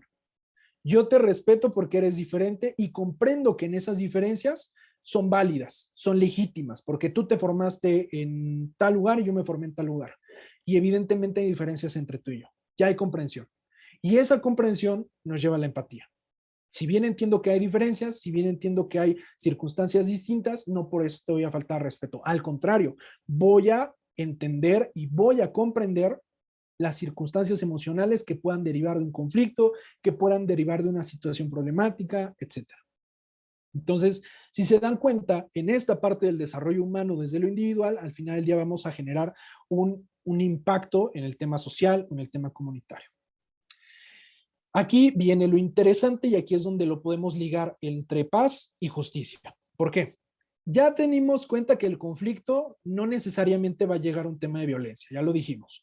El conflicto no necesariamente está obligado a volverse un tema de violencia. Sin embargo, cuando llega el tema de violencia, donde termina es en una controversia legal o administrativa. Por ejemplo, si yo golpeo a alguien, evidentemente esa persona me va a denunciar y nuestra circunstancia se va a volver de carácter legal. Va a terminar siendo una denuncia ante la fiscalía. Entonces, cuando ya vemos que es una controversia legal, entonces estamos hablando de acceso a la justicia y esto se vuelve fundamental. No voy a hablar aquí ni de Ulpiano, ni de Kelsen, ni de todas las teorías del derecho, porque cuando entramos, quienes sean abogadas, abogados, se dediquen a la profesión jurídica, sabrán que en los primeros semestres los profesores siempre te dicen, ¿qué es el derecho? ¿O qué es la justicia? ¿No? Es dar a cada quien lo justo. Ok, hay concepciones teóricas muy padres, etcétera. Pero si yo me acerco, y esto se los digo por experiencia, cuando yo me acerco con las personas que tienen un conflicto que escaló a una controversia legal ante algún órgano de impartición de justicia, yo les digo, ¿qué sería para ti lo justo? ¿Qué sería para ti la justicia? Pues para mí la justicia sería que me pida una disculpa y que me pague el dinero que me debe. Punto. Oye, pero para el otro, ¿qué sería la justicia? Pues para mí la justicia sería únicamente que no se vuelva a meter conmigo, que se comprometa a que va a respetar los límites de la casa, que no va a usar mi pasto ni mi cochera. Para eso, para mí sería justo. A partir de esa idea, entonces entendemos que la justicia cambia, es decir, la concepción de justicia cambia respecto de las personas y cambia específicamente respecto de la forma o lo que se busca satisfacer o se busca de alguna manera cumplir como una necesidad o como un interés de esa causa legal. Entonces, si se dan cuenta, la solución de conflictos en una etapa temprana sí está ligado también de alguna manera al tema de impartición de justicia y específicamente al tema de acceso a la justicia. Por el tiempo ya no, bueno, que tampoco lo traje, pero les recomiendo mucho que vean el informe del World Justice Project, específicamente en el rubro de justicia cívica o justicia cotidiana, porque muchos casos o muchos conflictos que se pueden resolver desde este tipo de procesos, desgraciadamente tuvieron que llegar a instancias civiles, a instancias familiares, a instancias laborales o administrativas y se podían bien resolver desde hace mucho tiempo. Entonces, eso es importante analizarlo. Entonces, el conflicto ya vimos que no necesariamente llega a un tema violento, pero cuando llega a un tema violento nos lleva directamente a una controversia legal, una denuncia penal. Si el conflicto no tiene una base o no tuvo una circunstancia directa de violencia, podríamos decir que es una causa civil o que es una causa cotidiana, que cuando no se atiende eficazmente y a tiempo va a llegar también a una controversia legal o administrativa. Cuando nosotros el conflicto lo trabajamos por medio del arreglo pacífico de los conflictos, lo que va a pasar es que vamos a transformar el entorno de las personas. Y lo vamos a transformar porque vamos entonces a construir un entorno de paz. Y eso no se los digo yo porque lo estoy inventando. Hay rúbricas, hay mediciones y desde mi experiencia como mediador lo he visto las veces que me ha tocado trabajar. Entonces, la solución de conflictos se vuelve importantísima en la consecución de los estados de paz. Importantísima. Ahora, no solo queda ahí. Otra cosa que tenemos que ver, lo que ustedes me decían hace un momento, ¿cuáles son los valores rectores de la paz? Los valores hay muchos, estos solo, no son limitativos, estos son 3, pero no son los únicos. El respeto, la solidaridad, la tolerancia. Suponiendo que estuviéramos en una clase, por ejemplo, yo si los viera la primera vez les diría, a ver, por ejemplo, ay, ya me pasé, perdón.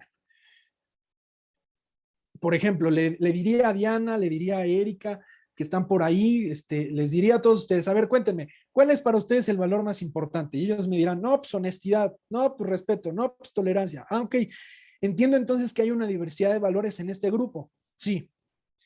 Porque hay una diversidad de valores, yo voy a aventar 3, 4 valores que a mí no me parecen y a los otros los voy a dejar fuera. No, al contrario, a partir de la diversidad de ideas, de valores que nosotros podamos considerar que son importantes, y acá también se vuelve fundamental, que son importantes para la consolidación de un entorno respetuoso y digno, voy a empezar también a generar estrategias positivas y de construcción de paz.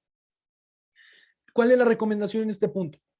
Generemos consenso sobre los valores que se tienen que respetar porque para mí son importantes, pero también porque para el otro son importantes. Entonces, a partir de esa circunstancia, empecemos a construir códigos de valores, podríamos llamarlo, códigos morales, reglamentos de valores, etcétera. Empecemos a construir este tipo de ideas y este tipo de construcción de valores que nos van a servir de 2 cosas. De entrada, vamos a generar una comunidad. Eso es importante. Se genera una comunidad. ¿Por qué se genera una comunidad? Porque ya hubo un diálogo entre pares, ya hubo un diálogo entre nosotros y a partir de ese diálogo construimos algo en común. ¿Qué construimos en común? Consenso sobre cómo nos vamos a comportar en esta comunidad. Y lo segundo, a partir entonces de que ya entendemos qué es para nosotros importante y por qué es importante el respeto, la tolerancia, la solidaridad, cuando uno de los miembros falte o genere una falta a alguno de los valores, pongamos reglas y acciones de qué vamos a hacer como comunidad para poder de alguna manera ver cuáles fueron las consecuencias, para también ver o responsabilizar a la persona que lo generó, pero no solo eso, no castigar, para reintegrarlo a la idea o al consenso de los grupos de valores que tenemos generados. Ya para ir terminando, porque sí, ya se nos corrió mucho el tiempo, la construcción de paz no se limita a instituciones, no se limita a profesiones. La construcción de paz se da todos los días y la hacemos todos. Lo importante es ser conscientes de que la construcción de paz requiere de ciertas acciones o ciertos actos que van más allá incluso de lo que hemos aprendido y de lo que creemos que es ser comunidad. Muchas de estas cosas no las replicamos, no las hemos replicado. Puede ser por desconocimiento, puede ser también, pues bueno, de alguna manera algún tipo de misión, etcétera. Pero si queremos empezar a construir entornos de paz, y es aquí con lo que me despido de ustedes, hay una frase de Eleanor Roosevelt que me parece muy, muy interesante. No basta con hablar de paz, uno debe creer en ella y no es suficiente con creer, hay que trabajar para conseguirla. Trabajemos todos los días para conseguir estados de paz. Ojalá a partir de este seminario construyamos entornos, construyamos acciones y ojalá esta plática introductoria muy breve les haya servido de mucho o les haya servido de algo. Para eso se hizo, para eso se pensó y ojalá pues podamos empezar a construir paz todas y todos. Muchísimas gracias por su atención. Quedo a sus órdenes en este chat y quedo también a sus órdenes en el correo electrónico por si tienen alguna duda o quieren profundizar en algún tema. Si tenemos preguntas, por favor, háganmelas con mucho gusto. Muchas gracias. Muchísimas gracias, estimado Pablo. Realmente una magistral disertación. En esta sesión plenaria se ha destacado la importancia del ODS 16, cuyo objetivo principal pues, es promover sociedades pacíficas e inclusivas y es fundamental que las personas, nosotros como ciudadanos, pues se nos facilite el acceso a la justicia y contar con instituciones eficaces y responsables e inclusivas. Se ha destacado que necesitamos instituciones públicas y que se apliquen políticas justas para lograr la paz, la justicia e instituciones sólidas, y para ello es importante la cooperación desde la sociedad civil, las comunidades y la cooperación de los gobiernos, y que solo se podrá practicar soluciones duraderas para que se reduzca la violencia, se haga justicia y garanticen la libertad de todas las personas. Pablo nos destacó que de acuerdo a las estadísticas en México ha habido un deterioro en el estado de paz y que hay mucho por trabajar para lograr los ODS, en particular del ODS 16, y que es importante también trabajar en los ámbitos personal, comunitario e institucional para ejercer el Estado de Derecho. Cada persona tenemos el poder de impulsar el cambio, promoviendo el respeto de los derechos humanos hacia todas las personas. Hemos tenido una sala activa, participativa en los conceptos de paz, y se destaca la evolución de los conceptos de estado de paz, resaltando que la paz es transversal y se encuentra en todos lados, ¿no? El tema de la paz para lograr los objetivos ODS. Se habló del estado de la paz individual y cómo permea con el entorno social, y para participar plenamente en el proceso de desarrollo de la sociedad en una cultura de paz y no violencia. También se destacó que el diálogo y la comprensión son fundamentales para arreglar conflictos, para lograr la paz desde una etapa temprana. Y también algo que quiero resaltar y que es muy importante de este curso, de este seminario de especialización en desarrollo sostenible de los ODS, y que atinadamente nuestro organizador, José, y la Red Internacional de Promotores ODS, dice Pablo Eduardo, son necesarias las habilidades en la formación de individuos en desarrollo humano, es decir, herramientas para entender cómo solucionar conflictos. Y precisamente en algunos lunes pasados, pues tuvimos un curso de liderazgo. Fue muy importante también, donde también se promovió pues la participación activa de las personas. Y bueno, Eduardo Lea Trucios, muchísimas gracias, y cedemos el uso de la voz a los participantes para cualquier pregunta que tengan, por favor, o cualquier aportación, adelante. De todas maneras, tenemos ya muchos comentarios. Por ejemplo, Teresita Urias nos dice, un tema de trascendencia, muy importante y acertada su aportación. Hay mucho por hacer, pero sobre todo comenzar a trabajar con nosotros mismos. Felicitaciones. María Cristina nos dice, muchas felicidades al ponente, todo de forma clara y concisa. Y bueno, así tenemos muchísimas felicitaciones por la conferencia magistral, y tenemos a César Augusto Topete que nos va a dar una intervención. Adelante, César. Sí, ¿qué tal? Muy buenas tardes. Saludos a todas y a todos desde Nayarit, México. Después de esta extraordinaria ponencia de uno de los objetivos que a mí en lo personal más me simpatiza, por ser abogado y sobre todo por siempre fomentar una cultura de la paz, una cultura de los acuerdos, dijeran en otros tiempos la cuestión de la palabra, porque la palabra genera armonía y genera tranquilidad en todo sentido. Me gustaría mucho hacer dos preguntas. La primera, si compartirás la extraordinaria ponencia que nos diste hoy a través del correo. Y la segunda, ¿qué piensas tú de dos frases muy trascendentales en el tema de la paz, que pareciera que se contraponen, pero yo creo que se complementan? El primero, pues una clase que decía que entre los individuos como entre las naciones, el respeto al derecho ajeno es la paz. Básico, una cuestión de respeto en todo sentido, institucional, armónico, en toda parte. Y la otra, una frase que también han escuchado muchos, que dice, si quieres paz, prepárate para la guerra. Es algo, pues también que muchos dicen, no, pero ¿cómo? Pero no, en ciertas ocasiones sí es necesario por la cuestión no conflictuar, sino sobre todo mantener una armonía. ¿Cuál es tu opinión en ese aspecto? Y desde Nayarit, un abrazo y a la orden. Muchísimas gracias, apreciable César. Saludos hasta Nayarit. No tengo el gusto, pero mis amigos que han estado por allá dicen que está increíble. Entonces, ojalá algún día podamos ir a saludar por allá. Mira, Las frases que has puesto me parece son fundamentales, ¿no? Me queda claro que la del respeto al derecho ajeno es la paz, es fundamental porque estamos hablando también del respeto a la dignidad de las otras personas, ¿no? El respeto a la dignidad de otras personas, pero también al respeto de todo lo que concibe al individuo, no solo el tema de la dignidad, que es fundamental y que es intrínseco al tema de la paz, sino todo lo que emana también del individuo. La frase, la segunda frase respecto del tema de la guerra, me parece que es cierta en el siguiente entendido. Cuando existen circunstancias de guerra, y no solo me voy a ir a esa escala, ¿no? Porque platicábamos que el tema de la guerra es a escala macro internacional, macroestados, etcétera. Pero cuando encontramos estados de violencia, por ejemplo, en uno de los comentarios decían, bueno, en nuestro país se vive actualmente una circunstancia muy desgraciadamente con el tema de los feminicidios, con el tema del machismo, etcétera. De alguna manera tenemos que empezar a prepararnos para ese tipo de contexto. Y justo creo que en el tema de los estudios de paz, al menos en nuestro país, desafortunadamente no hemos tenido un análisis sobre el contexto real que se está viviendo para aplicar a partir de ese contexto herramientas que sean adecuadas para lo que estamos trabajando y para lo que está sucediendo o lo que estamos viviendo como Estado, como sociedad. Justo lo anterior lo destaco y lo argumento con lo siguiente. Los estudios de paz nacen o de alguna manera en nuestro continente han tenido mayor relevancia en Sudamérica, en países como Colombia, en Argentina.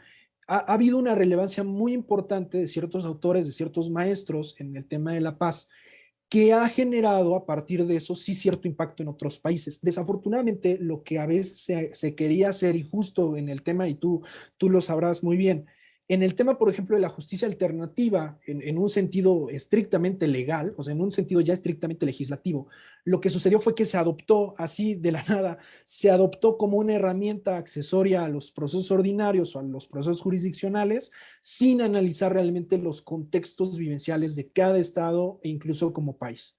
Y al día de hoy seguimos teniendo muchos problemas con eso. Al día de hoy se habla de que se va a promover la Ley General de Medios Alternos en materia civil familiar y no la tenemos. Y justo estos problemas se dan por no haber generado estrategias y sobre todo herramientas de pacificación que fuesen atinadas al contexto de nuestro país. Porque hay una diferencia enorme entre nuestro país y los contextos de violencia que se viven, por ejemplo, en Sudamérica. O sea, podrá ser parecido en ciertas cosas, poniendo un ejemplo, México con Colombia en temas de delincuencia organizada, hay sesgos parecidos, pero son completamente diferentes en la forma en la que impactaron a la sociedad, en la forma en que la sociedad normalizó esos eventos y en muchos otros temas, ¿no? Instituciones públicas, gobernanza, etcétera. Entonces, creo que las frases sí son ciertas, pero también depende mucho del contexto que le quieras dar. Sí nos tenemos que preparar para la guerra o para los contextos violentos si es que queremos paz, sí. De entrada en estrategias eficaces, en estrategias que vayan de lo mínimo a lo máximo y que permitan realmente encontrar estados de paz desde el contexto que actualmente estamos viviendo como país y como mexicanos. Entonces, esa sería mi respuesta y muchísimas gracias, César. Muchísimas gracias, Eduardo. Tenemos la participación de Erika Especia y una pregunta dice, después de su disertación, excelente por cierto, nos queda muy claro que la violencia en sus diversas manifestaciones erosiona el tejido social y es un problema transversal para el desarrollo inclusivo. La violencia de género, el feminicidio, el acoso y la trata de personas constituyen una problemática que requieren atención urgente. Eso inicia cuando dos personas se encuentran en una situación de violencia a la mínima potencia. ¿Qué podemos hacer como comunidad para intentar evitar esta escalada de violencia que generan estos actos? Muchas gracias. Una pregunta muy importante y que desafortunadamente el tiempo no nos da para más, pero en términos generales, hay un tema con el que me quiero como abocar un poco respecto a esta pregunta. Por ejemplo, habla de la violencia de género, ¿no? La violencia de género tiene un matiz o tiene una circunstancia muy cultural. Culturalmente nuestro país, históricamente nuestro país, siempre ha tenido una circunstancia de violencia que que específicamente, si la vemos, por ejemplo, ya en el tema, directamente en el tema de la violencia contra la mujer, históricamente siempre ha existido la violencia contra la mujer, porque justo nuestros sistemas educativos, justo nuestros sistemas de enseñanza, justo nuestros sistemas familiares siempre se han insertado en esa parte, ¿no? Desde las frases de no cocines, ahí está tu mamá o ahí está tu hermana, o desde este tipo de frases que siguen replicando este tipo de sistema donde se sigue generando la violencia contra la mujer, tiene esa característica cultural y directa, ¿no? Lo que platicábamos hace un rato. E incluso yo me atrevería a decir que también estructural, porque no se han hecho las circunstancias necesarias por parte del Estado para poder evitar esa circunstancia de desigualdad y que se siga replicando el tema de la violencia contra la mujer o también el tema de la violencia de género. Entonces, ¿qué podemos empezar a hacer? Justo, y lo voy a comentar rapidísimo, y espero que con esto pueda quedar como un poco claro. En una comunidad aquí en Puebla nos toca hace unos 3 años generar un proyecto de pacificación por medio de algo que se llama Círculos de Paz, que es una herramienta que ayuda a pacificar, ¿no? En términos generales. Pero se nos genera con niños de primaria, y acá es donde quiero que vaya como un poco esa reflexión.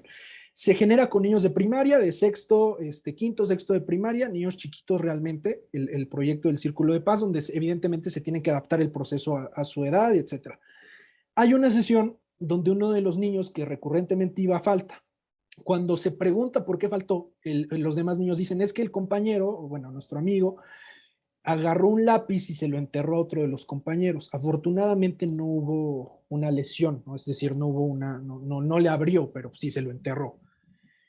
A partir entonces de ese momento, el trabajo que empezamos a hacer con los demás niños es el siguiente. Bueno, entendiendo que lo que sucedió hoy fue en su salón, ¿cómo se sintieron con ello? Los niños así chiquitos, me da miedo, no juego con él porque siento que me va a lastimar, porque siento que me va a pegar. Es decir, empiezan a desahogar esa emoción respecto del hecho que había sucedido, que era un hecho violento. Días después se reincorpora el niño que cometió el daño, que cometió la agresión. Y justo la idea del círculo fue esa, que también se aperturó. En primer lugar, encuadrar al niño, ¿no? Entendemos que tú saliste o que no estuviste en el círculo porque pasó esto. Antes de escucharte, queremos que escuches a tus demás compañeros y que los demás compañeros nos digan cómo se sintieron con el hecho. Todos los niños en ese momento se pararon y le dijeron, tú me das miedo porque siento que me vas a pegar, siento que en el recreo tú algún día me vas a enterrar otro lápiz. O sea, le empezaron a desahogar esa emoción o esa preocupación que tenían de si pudieran en algún momento generarles un daño a ellos, ¿no? El niño que cometió la agresión. Posteriormente que todo el círculo de niños pasa, se le da el uso de la voz a este chavo o a este niño y le decimos, bueno, una vez que has escuchado cómo se sintieron tus compañeros y tus compañeras con lo que realizaste, ¿qué quieres decir? Y es ahí donde viene esta parte de romper el ciclo de violencia, que quiero que quede como claro en este punto. El niño se para, llorando evidentemente, y dice, quiero pedirles una disculpa, bueno, lo dice con sus palabras, ¿no? Quiero pedirles una disculpa, no era mi intención lastimarlos, no era mi intención hacerlos daño, pero en mi casa sí nos llevamos con mis hermanos. En mi casa mis hermanos así juegan conmigo, así mis hermanos se comportan, y en ese sentido yo pensé que era algo normal, pensé que era parte de lo cotidiano, pensé que era parte de la convivencia que teníamos. El niño llorando, porque pues era un niño de sexto de primaria que estaba llorando y enfrente del círculo, todos los demás niños, y esto nunca se me va a olvidar, los demás niños se paran, así literal, se paran, lo ven, y así como de película de mopeds, todos así en bolita van y lo abrazan. Y posterior a eso le dicen, te perdono. A partir de eso, el seguimiento que le dimos fue si el niño en los meses posteriores había generado algún otro tipo de agresión o algún otro tipo de acción que pudiera dañar a sus compañeros. Nunca más tuvo otro tipo de agresión ni un tipo de acción que dañara a sus compañeros. Al contrario, empezó a jugar con todos ellos, lo empezaron a involucrar, después iba a los cumpleaños, etc.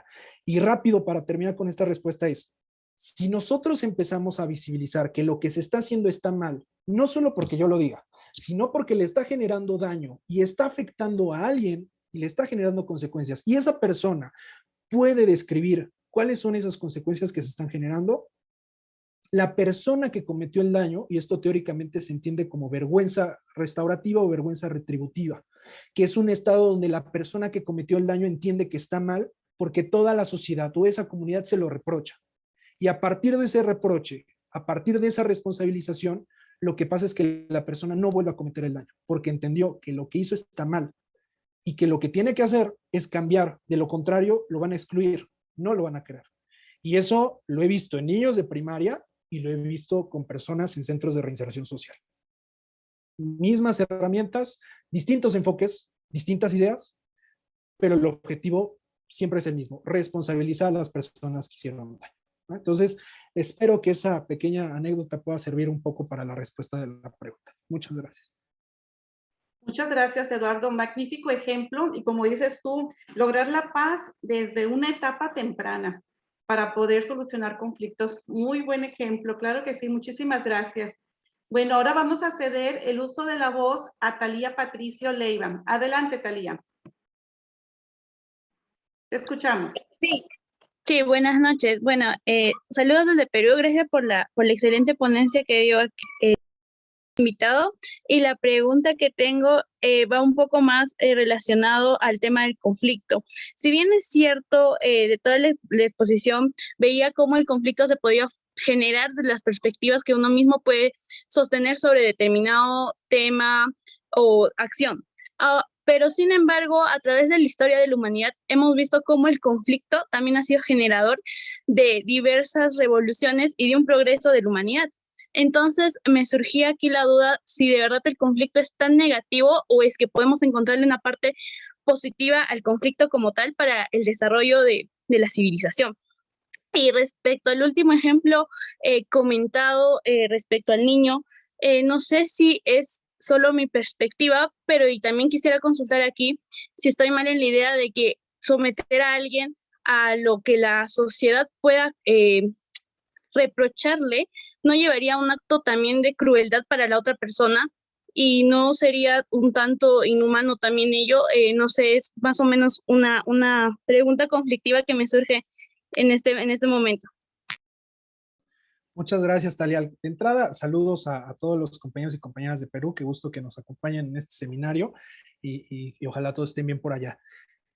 Vamos por partes. La primera pregunta es muy importante justo porque el conflicto no es decir, el contexto que se le ha dado ha sido de negativo, ¿no? Uno tiene un problema y que es lo primero que te viene a la mente, ¿no? Puchín, consecuencias, problemas, enojo, frustración, etcétera. Sin embargo, el conflicto también es parte de la oportunidad de poder transformar muchas cosas, entre ellas las relaciones.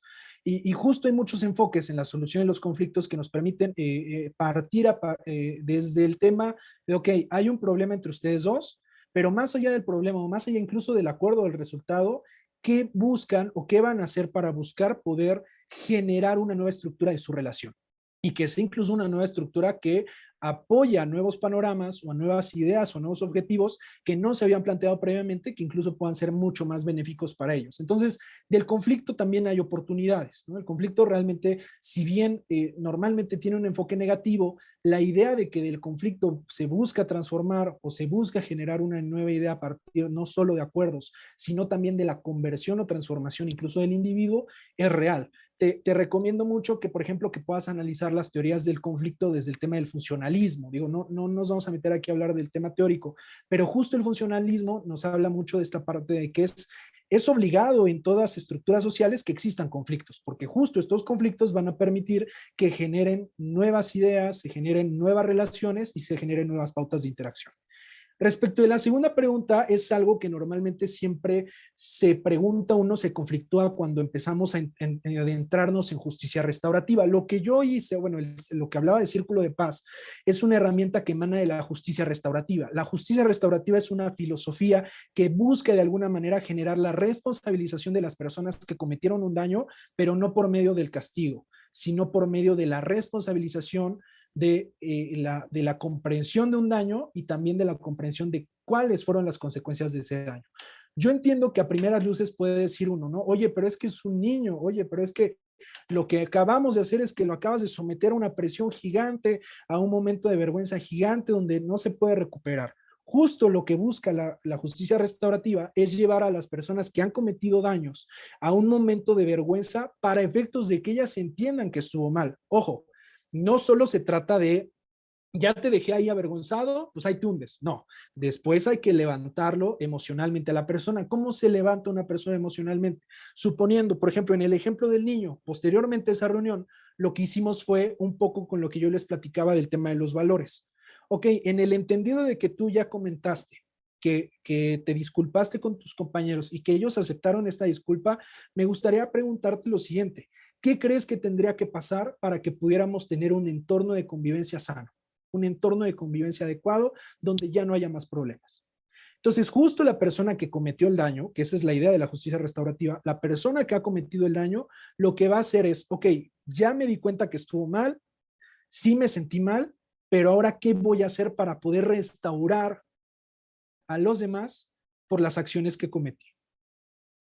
Pues yo me puedo comprometer a que juguemos todos los días y que vean que no me voy a portar mal. Perfecto. ¿Qué opinan los demás? Y justo entonces en ese intercambio de ideas y en ese intercambio de estructuras, lo que sucede sí es llevar a la persona a un punto de vergüenza, pero también que la persona entienda que tiene que salir y que más que tiene que salir, que entienda también que esa salida que él va a encontrar va a ser una salida que los va a beneficiar a todos, no solo a él. Y justo les recomiendo mucho que se metan a esto, e incluso les recomiendo un video. El video se llama Quemando Puentes. Es del Instituto Internacional de Justicia Restaurativa. Está en YouTube, así pónganlo, Quemando Puentes. Es de un caso, rápido la sinopsis, es de un caso de unos estudiantes que queman un puente histórico en una comunidad allá en Estados Unidos y a partir de esto todo el mundo de la comunidad se aloca, se enoja y se lleva un proceso restaurativo. Hasta ahí se las dejo, véanlo para que entiendan en carne propia porque ese video es real, es decir, las sesiones son reales. Cómo la vergüenza retributiva sí ayuda y sí puede sonar muy fuerte de entrada, pero sí nos va a generar o nos va a determinar entornos que se van a construir. Y justo la diferencia entre la justicia restaurativa, por ejemplo, a que el niño lo hubieran mandado a dirección y lo hubieran corrido, ¿cuál era? Si al niño lo mandan a la dirección y lo expulsan de la escuela, puede haber varias cosas. Uno de los escenarios, que la familia lo criminalice por esa acción, aunque la familia es la que le está enseñando esas acciones todos los días, pero que la familia lo criminalice por esa acción, y de ahí también puede haber varias. No vuelves a estudiar porque no te comportas en ningún lugar. Dejamos al niño solo, al niño lo dejamos sin ayuda, sin atención, y esa acción que cometió, ¿qué crees? No va a disminuir, al contrario, va a crecer, va a crecer, va a crecer y va a crecer, porque va a ser algo que va a encontrar normal, y no lo digo yo, estudios hay muchos, de justicia restaurativa, afortunadamente estudios hay muchos, en donde nos hemos dado cuenta que la falta de una atención temprana en la gestión de acciones violentas, y donde más allá de generar otro camino, se le recrimina y se le imponen sanciones o castigos, lo único que sucede es que la persona va a colapsar en algún momento en una acción violenta mucho más fuerte, mucho más delicada y que sí genera afectaciones muy, muy graves para el entorno en el que está desarrollándose, ¿no? Entonces, les recomiendo mucho que busquen eso, introduzcanse en el tema de la justicia restaurativa y bueno, ojalá en otra oportunidad tengamos la posibilidad de platicar de ello. Muchas gracias. Gracias por la respuesta, Eduardo. Y no, estaría bueno que nos dejes sus datos de contacto porque sí me interesa mucho el tema de esta ODS, ¿no? Claro que sí, les pongo acá mi correo, digo, al final quité de rápido la diapositiva justo para las preguntas, pero se los pongo aquí con mucho gusto en el chat, en mi correo electrónico, para que con toda la confianza me puedan hacer llegar por ahí un mail. Al contrario, a ustedes.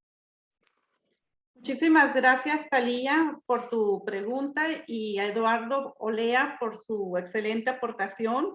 Quemando Puentes nos dice sobre la vergüenza retributiva, a lo que hace alusión a múltiples estudios de justicia restaurativa. Perfecto. Entonces le vamos a pedir a Eduardo, por favor, que nos ponga en el chat sus datos para que los participantes se puedan contactar con él. Muchas gracias. A continuación, José Figueroa nos va a dar algunas indicaciones sobre la emisión de los documentos probatorios de este seminario. Adelante, José, para cualquier intervención que tú consideres necesaria hacer aquí a los estimados participantes. Gracias, amiguita. Gracias, Eduardo, por haber participado con nosotros en esta actividad. La verdad es que ya noté la petición que nos hiciste. Vamos a ver que se haga un espacio completamente dedicado a este tema, porque la verdad es que es un tema que, aunque el hombre común, la persona común dice es súper sencillo, la verdad es que no es muy amplio. Tenemos mucho, mucho de dónde escarbar y mucho de dónde aprender. Esperemos que pronto se haga. La verdad es que voy a meterle todas las ganas para que la hagamos. Y bueno, para todos los participantes, como saben, ya estamos en bueno, ya vamos para la última sesión porque esta ya acabó prácticamente. Vamos a tener la emisión de las constancias de esta sesión. Asimismo, también, como les había comentado, les vamos a dar el formato DS13, que es DS3, perdón, que es la constancia de habilidades laborales, para los que tienen, bueno, algún cargo en alguna empresa o trabajan para alguna empresa en donde les va a servir. En ese sentido, se les va a mandar ahorita, en este momento, un enlace con un formulario que de una vez comparto pantalla. El enlace a este formulario en donde vamos a estar llenando ciertos datos que son necesarios para el llenado del formato de C3. No se preocupen, todos estos datos son confidenciales, están protegidos por nuestro aviso de privacidad, no se les va a compartir a nadie, no es para que los vendamos a Telcel o alguna compañía telefónica y les estén llamando, no es para nada de eso. Nada más es para el llenado de la documentación. Al final también, si desean consultar nuestro aviso de privacidad, también pueden hacerlo. Viene una leyenda donde tenemos que aceptar que ya fue leído y que estamos de acuerdo. Y pues en el caso de las personas que no son de México, no es necesario que llenen el apartado de RFC, solo el apartado de CURP, DNI o ID nacional. Puede ser cualquier número de serie de algún ID nacional. Todo esto es a fin de poder llenar completamente el documento y enviárselo. Estos documentos se estarán enviando más o menos a mediados del mes, entre a mediados del mes y finales del mes. Ya todos listos a su correo electrónico. También es importante que en el apartado de correos electrónicos, tocando ya ese punto, pongamos 2 correos electrónicos, porque muchas veces sucede que el correo electrónico, el principal que ponemos, no lo recibe o nos lo rechaza o lo ponemos mal, o también hay algunas plataformas que detectan como spam y los eliminan a los 2, 3 días o hasta los 10 días y perdemos nuestra constancia. No es que no la mandamos, sino que simplemente se fue spam y se eliminó. Así que pongamos 2 correos electrónicos diferentes para que vaya con copia a ambos. Y también la otra es que les vamos a mandar el link ahorita de una publicación que que se hizo de parte de la Carta de la Tierra para que nos apoyen regalándonos un like. Esto es para que también reportemos la actividad con ellos que se hizo, que se llevó a cabo, que se hizo con éxito y que nos sigan apoyando para más actividades y se logra hacer también la actividad que planteamos en la sesión de Carolina Ceballos sobre la Carta de la Tierra. Y bueno, pues por mi parte es todo. No sé si alguien tiene alguna duda al respecto sobre la dinámica o alguna eh, queja, amenaza. Ahorita es momento de todo. Buenas tardes, ¿cómo están? No sé si me oyen. Sí, te escuchamos. Sí, ¿cómo estás, José? Es que mirando el formulario que estás compartiendo, yo no tengo ID o esas siglas que ponías ahí en Colombia, digamos. Entonces, ¿qué debería poner? Porque veo que es un punto obligatorio al momento de llenar el formulario. Sí, totalmente. Mira, en el caso de que no tengas los que se, bueno, cualquier serial o cualquier identificación de las que se mencionan ahí, puedes poner la que uses, tu documento de Como, identidad nacional, la que tengas. ah, listo, vale, ya entiendo.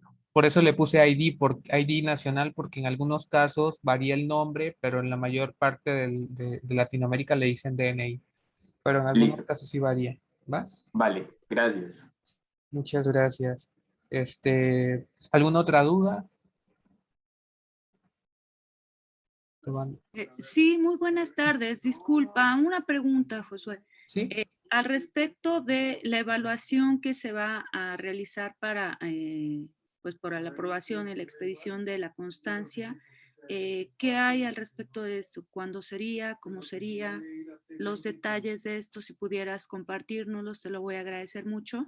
Gracias. Sí, sí, mira, en ese sentido, la parte de la evaluación se va a realizar en el transcurso de la siguiente semana. Aún no les doy día, aún no les doy la modalidad, porque le vamos a pedir a los ponentes que nos aporten 2 o 3 preguntas de su tema, a modo de que la evaluación no sea con trampa y no sea algo que yo me saque de la manga, sino sea algo de lo que ellos enseñaron. Va a ser posiblemente un formulario, así tipo Google ahorita. Nada más que ahorita queremos avanzar un poquito con esta parte de la recolección de los datos personales, porque el llenado de la documentación tarda un poquito más. Y pues en ese sentido, queremos avanzar y que no nos ganen los tiempos. Pero la parte de la evaluación se va a hacer en el transcurso de la siguiente semana.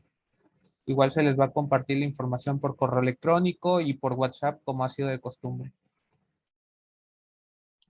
Muchas gracias, Josué, qué amable. Disculpa, una pregunta. El Sí. formulario que nos mostrabas, ¿nos lo vas a hacer llegar a través de, el grupo de WhatsApp o en correo electrónico? Perdón, eso me perdí un poquito, ya no entendí. Sí, igual se va a mandar por ambos medios, Correcto, a modo de que de una u otra forma, pero llegue, para que no se correcto. pierda la Muchas información. gracias. Gracias, qué amable. Bonita tarde para todos. Al contrario, alguien más que tenga alguna duda, sugerencia, también son bienvenidas las sugerencias. José, yo tengo una duda. Sí, Teresita. Oye, buenas tardes a todos.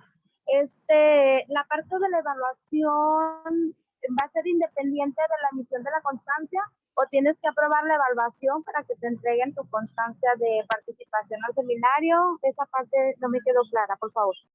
Ok, en los certificados va a ir un tipo de calificación que es equivalente a a ver, déjeme acordar cómo estaba en el documento. 70% es por el simple hecho de que asistieron a esta parte. Esto, por el simple hecho de que asistieron y que completaron todas las sesiones, ya tienen el 70%, digamos, de la calificación final del 100%. El otro 30% es con la evaluación, digamos, es complementaria, pero es para asegurar el 100% de los créditos, digamos, de este seminario. Tienen validez, ambas tienen validez, hay que realizarlas, no hay que confiarnos, porque puede que se nos haya ido alguna inasistencia por ahí y con esto vamos a completar. Nada más es en ese sentido, es para el apartado que va a llevar de la calificación que obtuvimos en total. No sé si me expliqué. Sí te expliqué, me quedó perfectamente claro. Hay un detalle, por ejemplo, si tienes alguna inasistencia, porque por ejemplo yo sí tuve, creo que una o dos, no recuerdo cuántas inasistencias tuve por cuestiones personales. De hecho, ahorita estoy en una cita médica también y estoy en el teléfono porque dije, no, ya falté y no me puedo perder la otra, pero de hecho ni sabía que iba a contar o que iba a haber evaluación. Si lo dijeron no me acordaba. Pero a lo que voy es, ¿te va a perjudicar de alguna manera alguna inasistencia que hayas tenido en el seminario?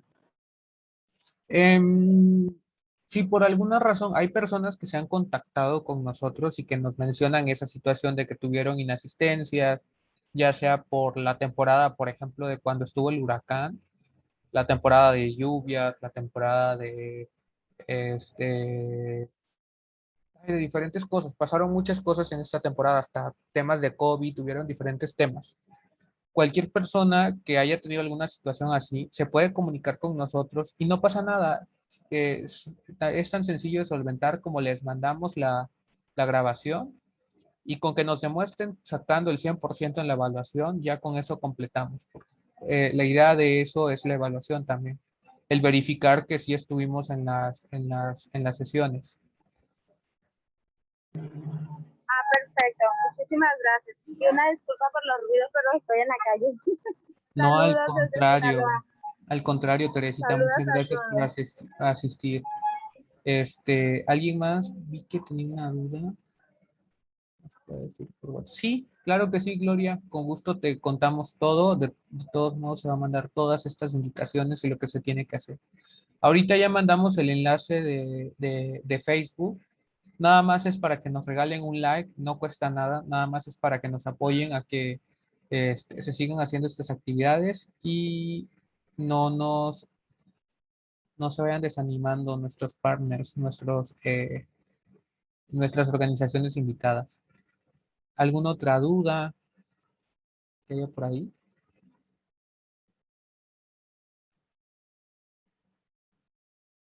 Veo, Hola, sí, en el enlace de Facebook que acaban de enviar, solamente es darle el like. sí, solamente eso, con que nos regalen un like. Igual si quieren, como muchos de ustedes salen en las fotos, si quieren compartir, pues nada más nos etiquetan, no pasa nada. Igual pueden descargar las fotos y ponerlos en alguna otra publicación, pero etiquétennos a Ripo México, a Promotores ODS México y a JLST Chiapas. Ok, muchas gracias. Al Saludos. contrario. Y sí, Cristian, la cédula de identidad es igual al DNI. Es correcto. Tiene muchos nombres, su documento de identidad nacional. ¿Vale? Bueno, pues si no hay ninguna otra duda, pues procedemos a terminar con la sesión, ¿no, amiguita? Muy bien, José, pues muchísimas gracias. Creo que se resolvieron muchas dudas que tenían los participantes sobre la evaluación, en qué consistía la evaluación, ¿verdad? 70% de asistencia, 30% lo que es la evaluación. Ya nos comentó José también que no hay ningún problema para las personas que no pudieron asistir. Y pues a estudiar, ¿verdad? Vamos a estudiar para sacar la mejor calificación, por supuesto. Y bueno, pues nuevamente darle las gracias a Eduardo Lea Trucios por su magistral ponencia y nos vemos el próximo viernes. Muchas gracias por todo. Muchas Muchas gracias, gracias. buena tarde. No se les olvide, vamos a estar mandando los links, todos los links a WhatsApp. ¿Vale? Muchas gracias por asistir y nos vemos el viernes.